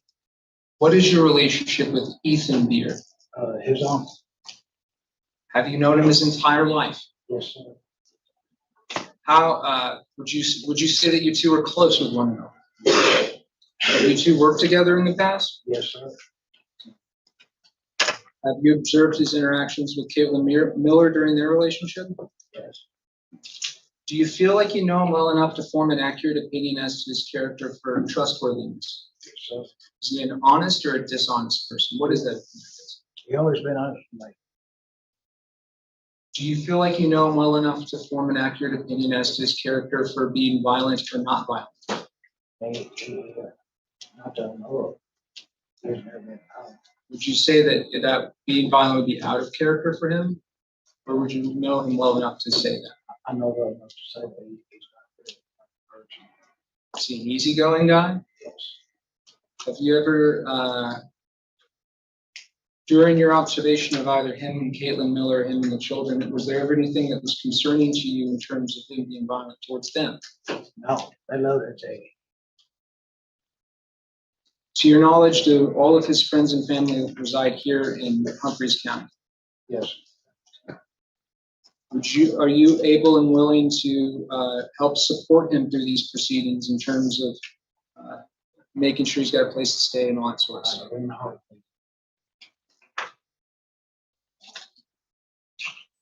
That's all that I have. Ross? Yes, Mr. Beard, Yes. did you say he would be living with you? I'm sorry. He wouldn't be living with, can you say yes or no? No. He would not be living with you.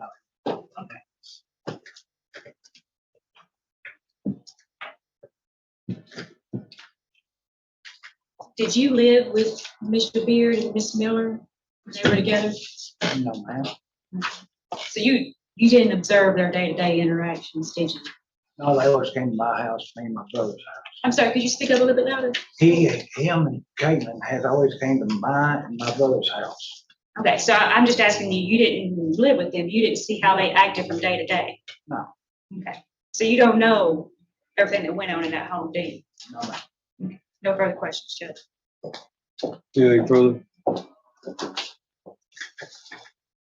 That's kind of based on trust. Did you know Caitlin Miller outside of her relationship with Ethan Beard? Brother's sister. Do you feel like you know her very well? No. All right, well, that's all I have. Thank you, sir. You may step down.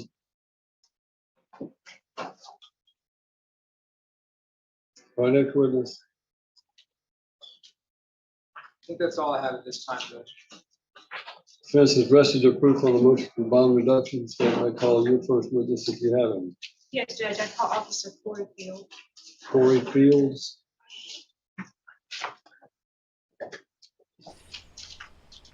While we wait for that witness to come up, just to be clear, we've stumbled into a longer hearing. We'll stick with it until the end, even if we go into overtime, so no worries there. Could you state your full name for this court, please? Corey Field, Where are you employed? Waverly Police Department. Were you working for them back in December, January, or December of 24, January of 25? Yes, ma'am. During the time frame these things happened? I was. Okay. Can you tell the court how you initially made contact or became aware of these allegations against Mr. Beard? I received a phone call from Captain Wilson. I believe it was Corey Burnett had reached out to him about the allegations. Ms. Caitlin Miller and I forget his name, Justin Chance Miller were at a house on Main Street, wanted to speak with an officer about it. The other two children that were involved said that Justin Miller said that he had found bruising on the children. Objection to hearsay. Objection is to hearsay, John. Well, Judge, I would say it's not being offered for the truth of any matter asserted. It's to establish how the officer was made aware that something needed to be investigated, or he needed to speak with Mr. Beard or do some kind of I investigation. think you can testify about the fact that he was investigating something without repeating the hearsay, so I sustain the objection. You were made aware of certain allegations. The against complaint Mr. was these allegations. Yes, ma'am. I should rephrase. So I spoke with them on scene and was made aware of these allegations. And was also made aware that the two youngest children were currently at home with Mr. Beard. And he was along with them. And then it was at that time that I spoke with Caitlin Miller, who broke down in front of me and was very frantic, I'd say. She was crying, she was shaking, she was seemed afraid. Given the allegations, she also has pictures at that time. I believe she had pictures at that time. She had pictures in her possession. I can't testify that I saw them at that time, but Do you recall what the photos were, what they were? significant bruising to her. Several pictures of significant bruising to her neck, her throat area, her arms. Given the allegations of abuse to her and her allegations of his abuse toward herself and all 4 children, and the fact that he was home alone with 2 of these children at that time, we went directly to the house to go ahead and take him into custody before taking out felony warrants for aggravated assault. So you were going to take out a felony warrant against him? Yes, ma'am. So it wasn't just a warrant for domestic assault, it was a warrant for felony. It was for a felony aggravated assault strangulation, based on her statements from an assault that occurred. Okay. And do you recall how old the children were that were in the home? I believe they were 4 and 7-ish. I'd have to refer to my report on that one. They were younger than 8. Okay. If your report said they were 2 and 3 years old, would that be correct? That's probably more accurate, yes, ma'am. So who all was with you when you went out to this residence? Officer Campbell, and I believe Miss Caitlin Miller's sister, Lauren Robertson. I'm sorry, what's the name? I wish I could tell you. I believe it's Robertson, something like that. Okay, I just mean I'm as far sorry. as officers go. Just McCampbell, Okay. Officer McCampbell and myself. Okay. And is that residence here in Humphreys County, the city of Waverly? Okay. When you got there, did you attempt to make contact with Mr. Beard? We did. We knocked on the door multiple times. We announced ourselves. I heard what sounded like a young child yelling inside of the house. I went around to the side of the house, following where I was hearing the yelling coming from, and found a bedroom window that was wide open. I yelled through that open window to try to make some kind of contact. I never heard anything other than this one child yelling. I had every reason to believe that either he was in there with them, and if he wasn't in there with them, then now we have a child that's in there by themselves. So Did you announce that you were police? multiple times, yes, ma'am. Okay. Did you attempt to make entry through the front door? We did. Someone there had a key that I guess Ms. Miller had provided. So we were able to unlock the door rather than having to kick it in. But when we unlocked the door, I found that it was barricaded, closed. There was a railing from a baby crib that was wedged up underneath I believe it was wedged up underneath the doorknob. I had to force the door open to get into the home. We entered the home. I had my taser drawn at this point, which normally would have been a firearm, but given the fact that we knew there were children there, I didn't want to do that unless it's necessary. We went toward the direction of where the screaming had come from, and saw Mr. Beard at the end of the hallway in a bedroom, sitting on a bed with the 2 children next to him. I gave him verbal commands to show me his hands and come toward me, which he did not immediately do. He, I guess you could say, kind of ushered the kids. He had the kids get up, and then ultimately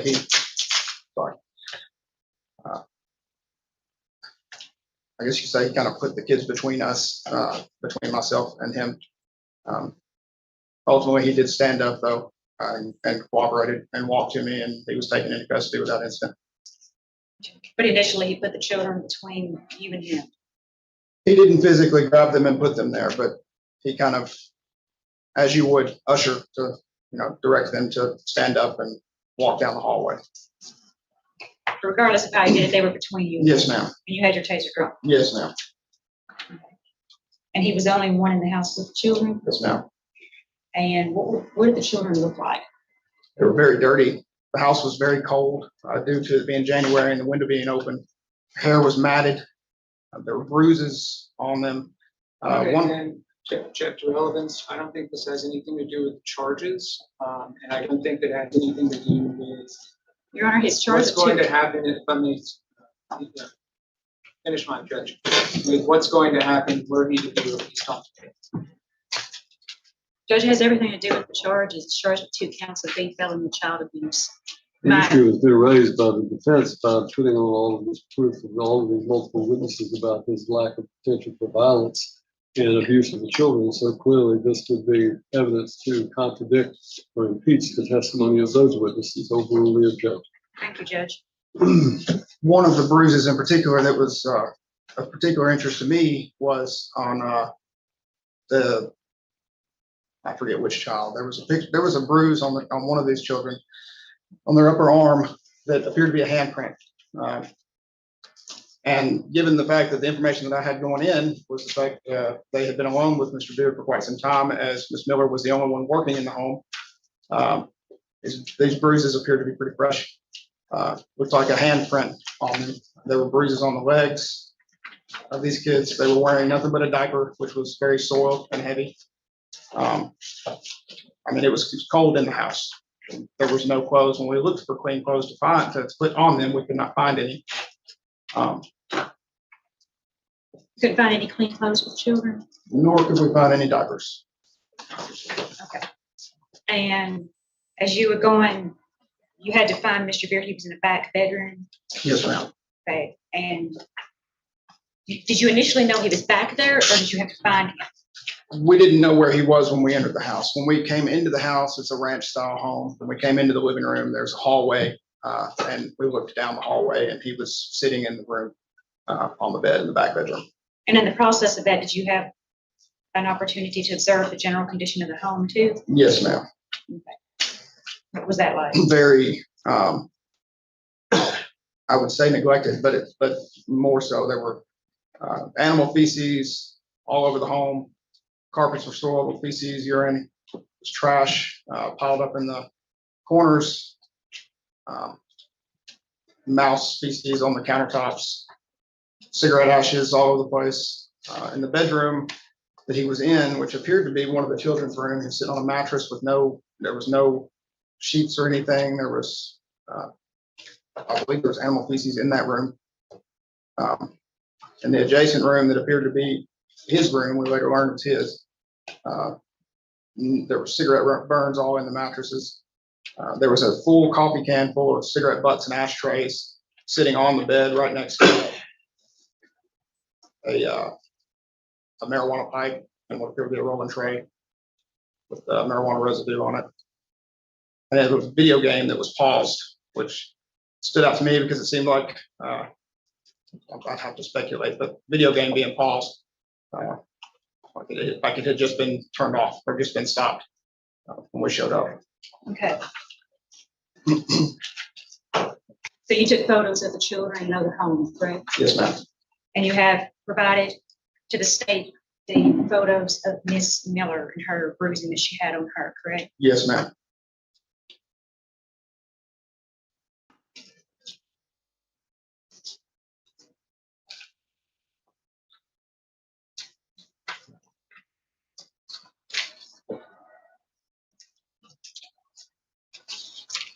So Mr. Beard was charged with child abuse or neglect under the child abuse and neglect statute, correct? Yes, ma'am. And at that time, he also had a felony warrant taken out against him for aggravated assault against Miss Miller, correct? Correct. So we didn't, I secured the warrants after taking him into custody. Yes, Yes, ma'am. ma'am. Yes, ma'am. They were all taken out at the same time. Okay. And Mr. Beard also, as far as his charges go, he received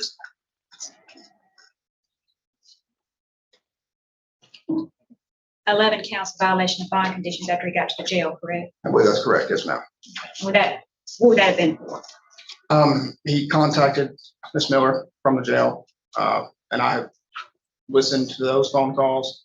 And in those phone calls, Miss Miller never stated a word. You could hear her trembling and crying, but she never said anything. He stated multiple times in these phone calls that he knew that he was not supposed to contact her, and that he knew that he was probably going to get in trouble for contacting her. And just to clarify too, I don't believe there were 11 phone calls that she answered. There was one call that she answered that I listened to, but I believe 11 attempts. Oh, okay. But yeah. All right. And then, are you aware of another set of charges against Mr. Beard of theft and vandalism? Yes, ma'am.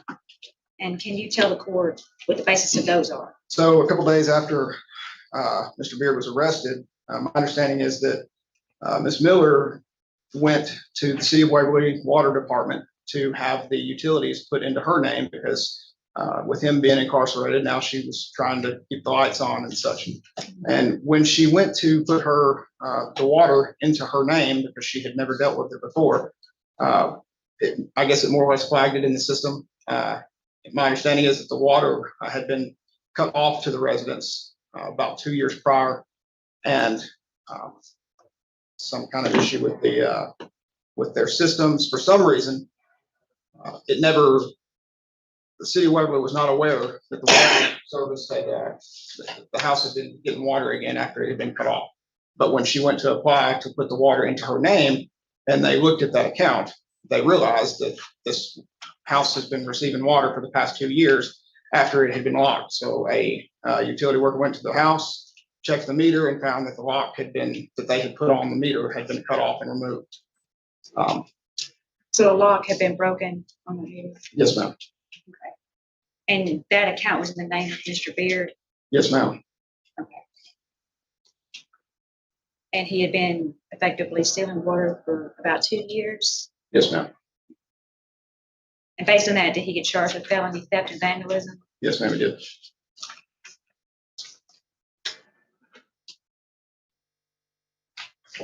And all these charges occurred about the same time, correct?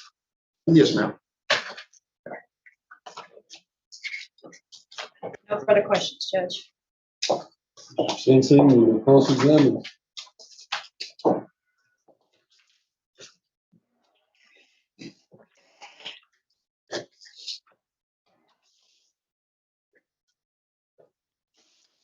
As an initial matter, you drafted a couple incident reports that detailed your investigation into this case. Is that correct? Correct. And is it fair to say that you put every major observation that you made during your investigation into those reports? I believe I did. And is it fair to say that you detailed every major action you took during the course of your investigation into those reports?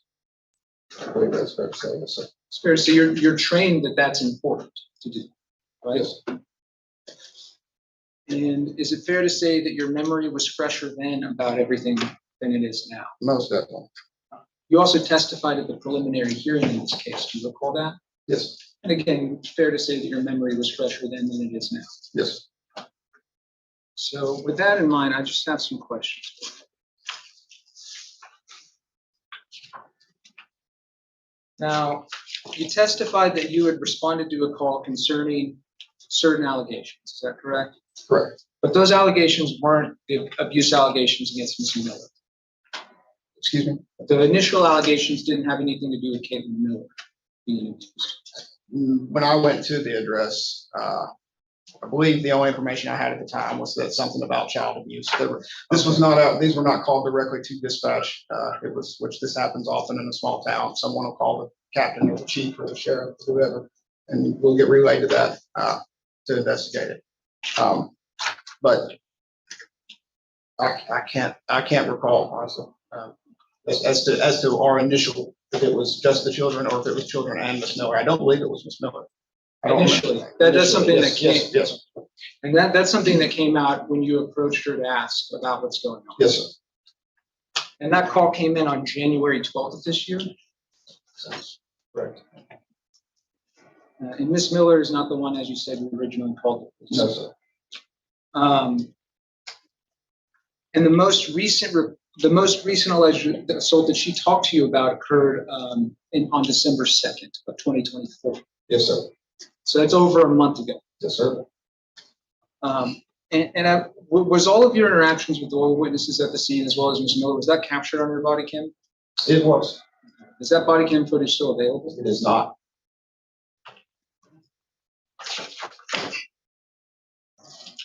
Now, you testified on direct that you had received some photographs from Ms. Miller about her injuries. Is that right? Yes, sir.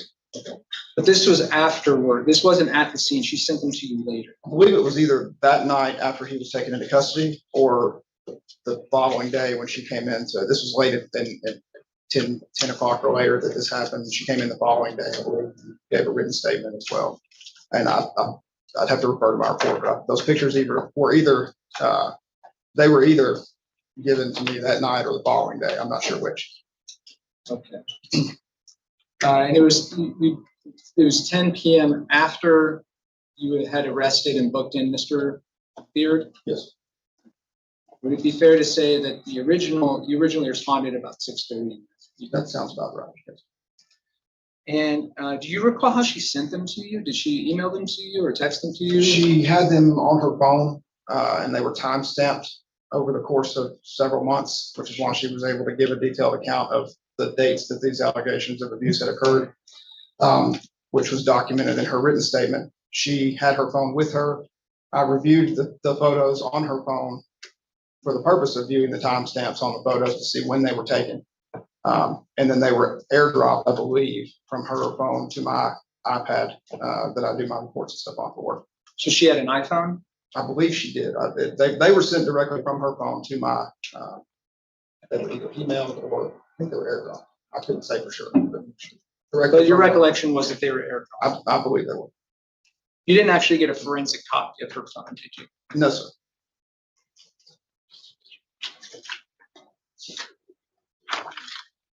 I believe so prior to you getting the pictures, and let me just back up really quick. The allegations prior to placing Mr. Beard under arrest, all of the allegations as far as Ms. Miller and the children that they shared together, she just had alleged that he had been abusive towards her. Correct. Oh, no, wait, hold on. What, can you ask that again?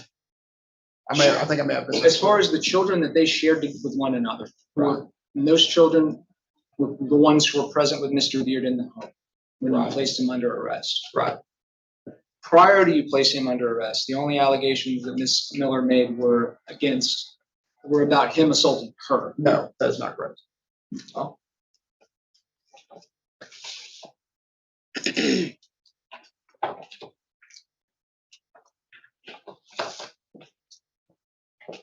And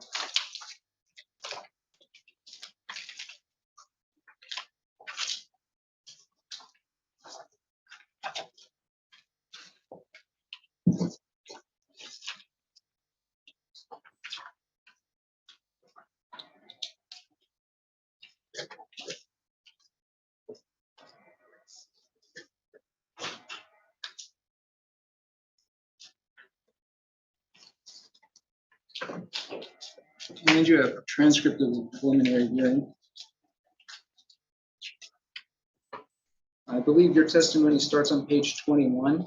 If you could turn to there, and then once you're satisfied that that's an accurate reflection of your testimony, I'd ask you to turn to page 33.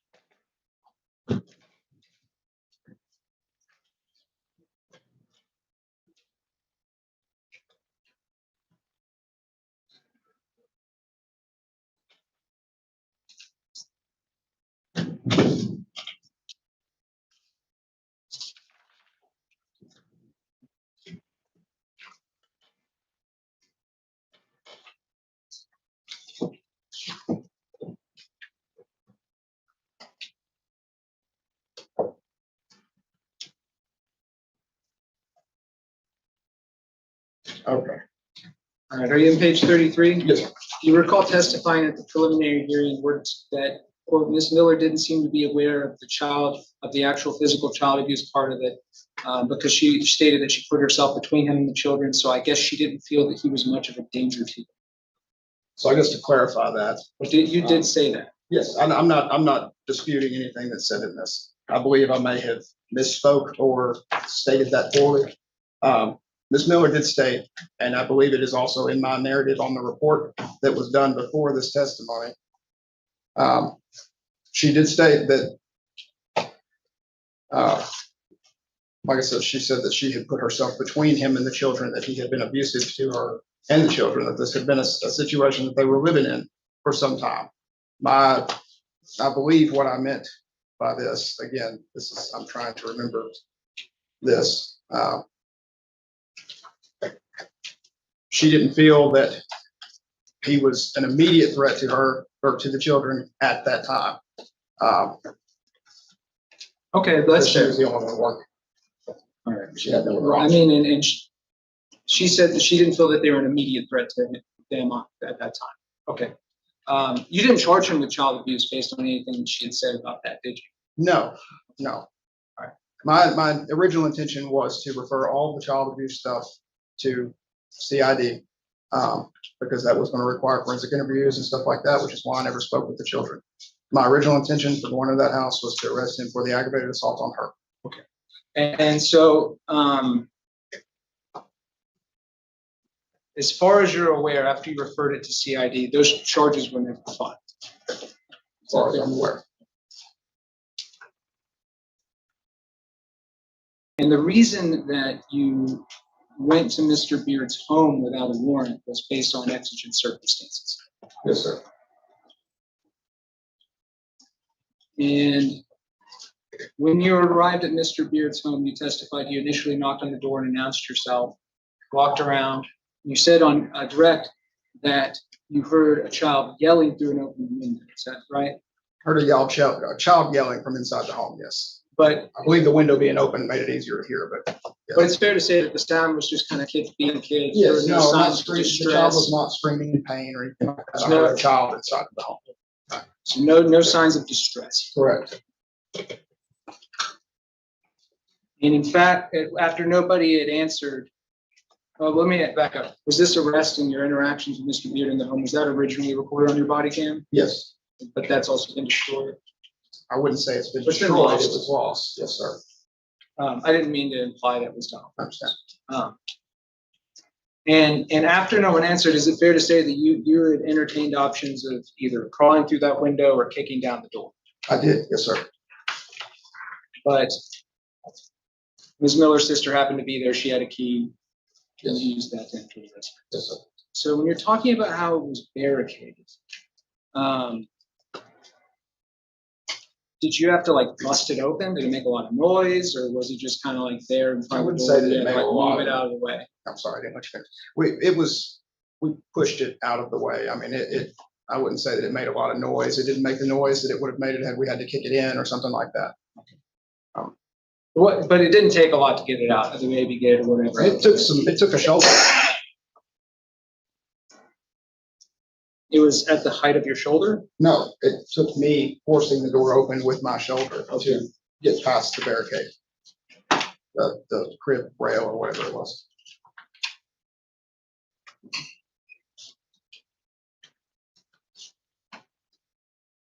And again, you testified you knew that there were children inside. Yes. And you didn't have your guns drawn because of that. I didn't have my gun drawn. McCampbell was behind me. I can't testify whether or not he did. I couldn't say. But no, I had my taser drawn. At no point during your time inside the house did you point your taser at Mr. Beard or the children? I do not believe so. And you testified, you said that he ushered both of the kids down the hallway towards you? Like I say, I'm not sure the best way to describe it. He sort of motioned for the kids to get up, and they started walking towards us. Where were the children relative to Mr. Beard and yourself when you initially saw him? I believe they were on either side of him, sitting on the bed.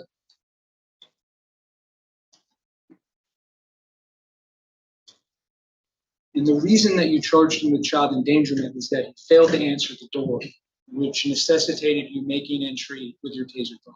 The reason that I charged him with child endangerment is I was there to serve a felony warrant for aggravated assault.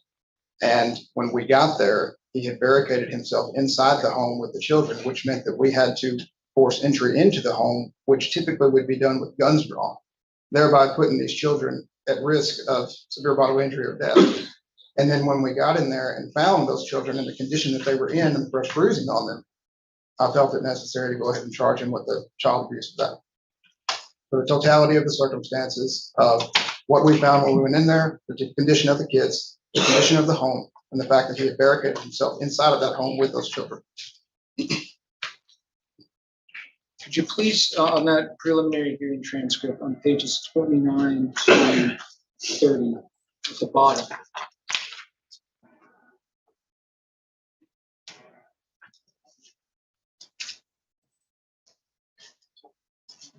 please let me know when the court asks you why did you charge him with child abuse and neglect, what specific, and then your response to that.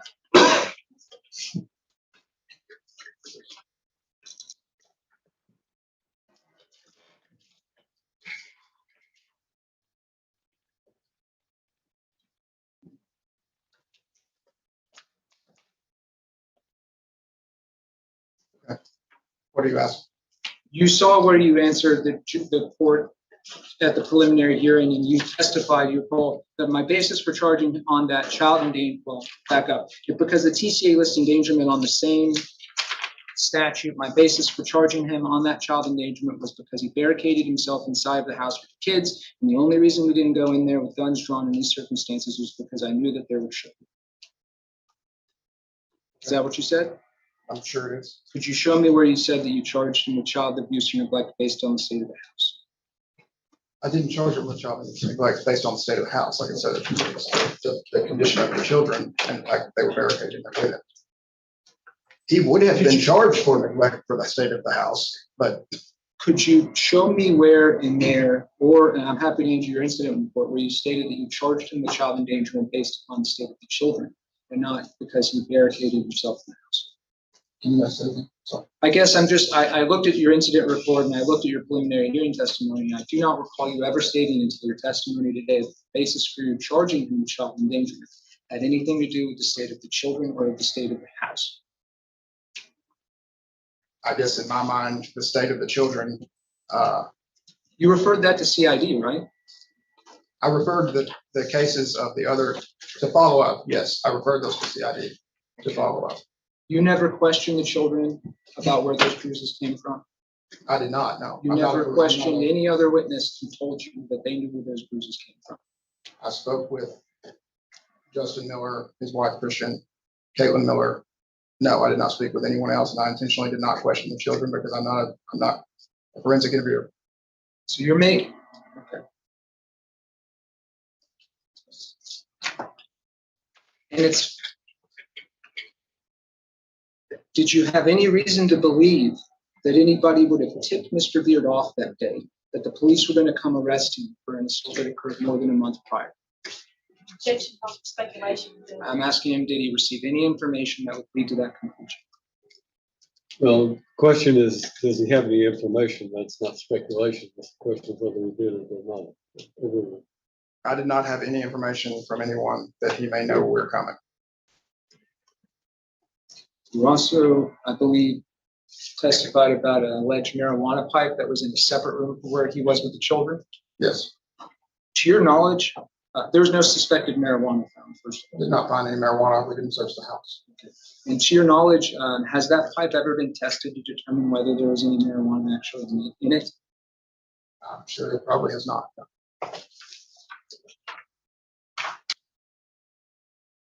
Now, concerning the water theft,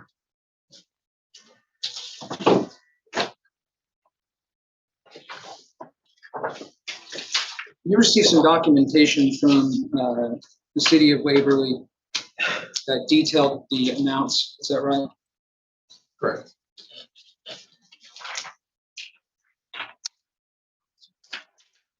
I'd like to show you that document. Is that what you've received? Is that a fair and accurate depiction? I'm sure it is. I'd like to make that an exhibit. What is it? If you would pass that to Mark, I have a copy of that I'd like to ask you about. Well, actually.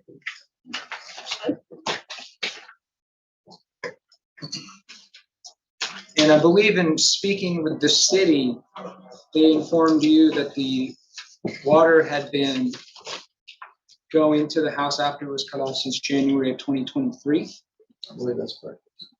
And I believe they also informed you that the lock that would have been cut off was about $20 to replace the valve. Okay, right. Would it help you if I showed you your incident report to refresh your memory? That'd be fine. I'm not arguing with you if that's what they. Well, I just want to make sure that I'm getting it right. Sure, that's probably correct. Yeah.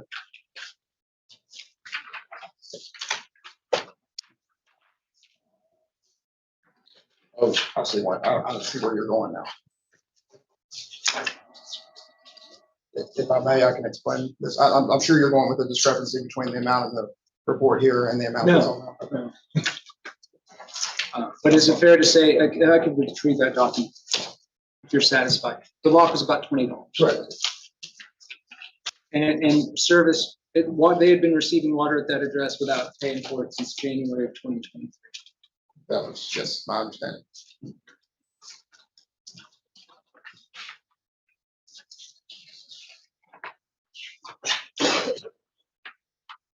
As far as the bond violations, I think you testified that only one of the phone calls was answered, to your knowledge. I believe that's correct, yes. That's what I testified.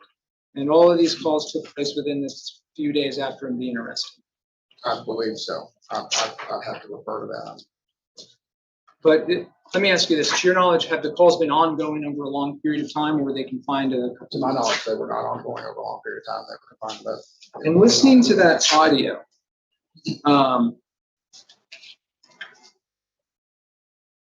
did he make any threats to her? I'm not sure where it's relevant, but no. Did he tell her that she'd better drop this case or else? No. Did he say what he was going to do when he got out of jail to her? Don't believe so.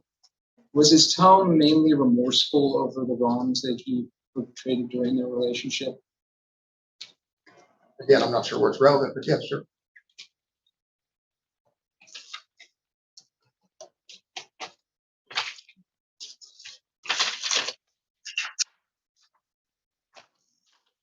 If I could, I do have a video that I'd like to show you.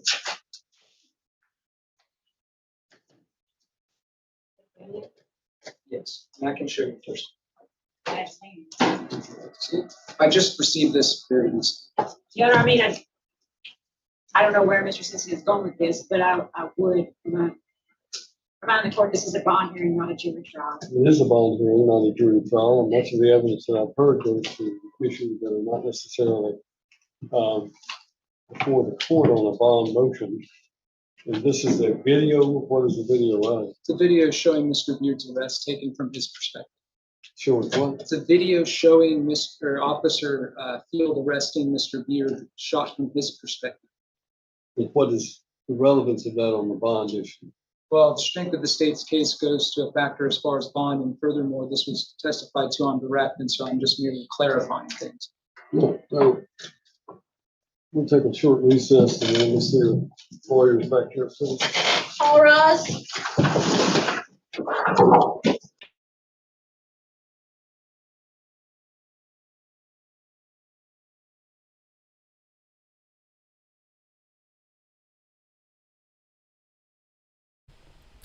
Okay, so we're a little bit in the Wayback Machine here.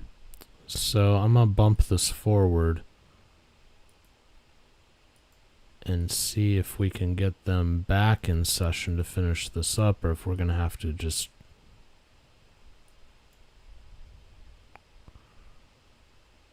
Nope. We are now caught up with the live, and they're not back. So here's what we're going to do. Since we went a half an hour into overtime for this, we are going to go ahead and deal with this in tomorrow's live show. Somebody remind me just so I don't forget. But at some point during tomorrow's live, what we'll do is we'll pick this hearing up where it left off. We'll just, because Judge Wolf doesn't delete his dockets, generally speaking. So we'll be able to pick it up tomorrow and finish it there. So somebody just remind me so I don't forget. Thanks so much for joining me today. I hope you all had fun. I did. It was good to spend a little extra time with you guys today. We'll be back tonight, 8 p.m. Eastern, 5 p.m. Pacific for Sidebar. We've got a pretty good topic tonight, so be sure to tune in for that. And be back tomorrow morning, 10 a.m. Eastern, 7 a.m. Pacific, 45 minutes early for channel members. Go have yourselves a great Tuesday. Hope to see you tonight, if not tomorrow. In the meantime, take care. God bless.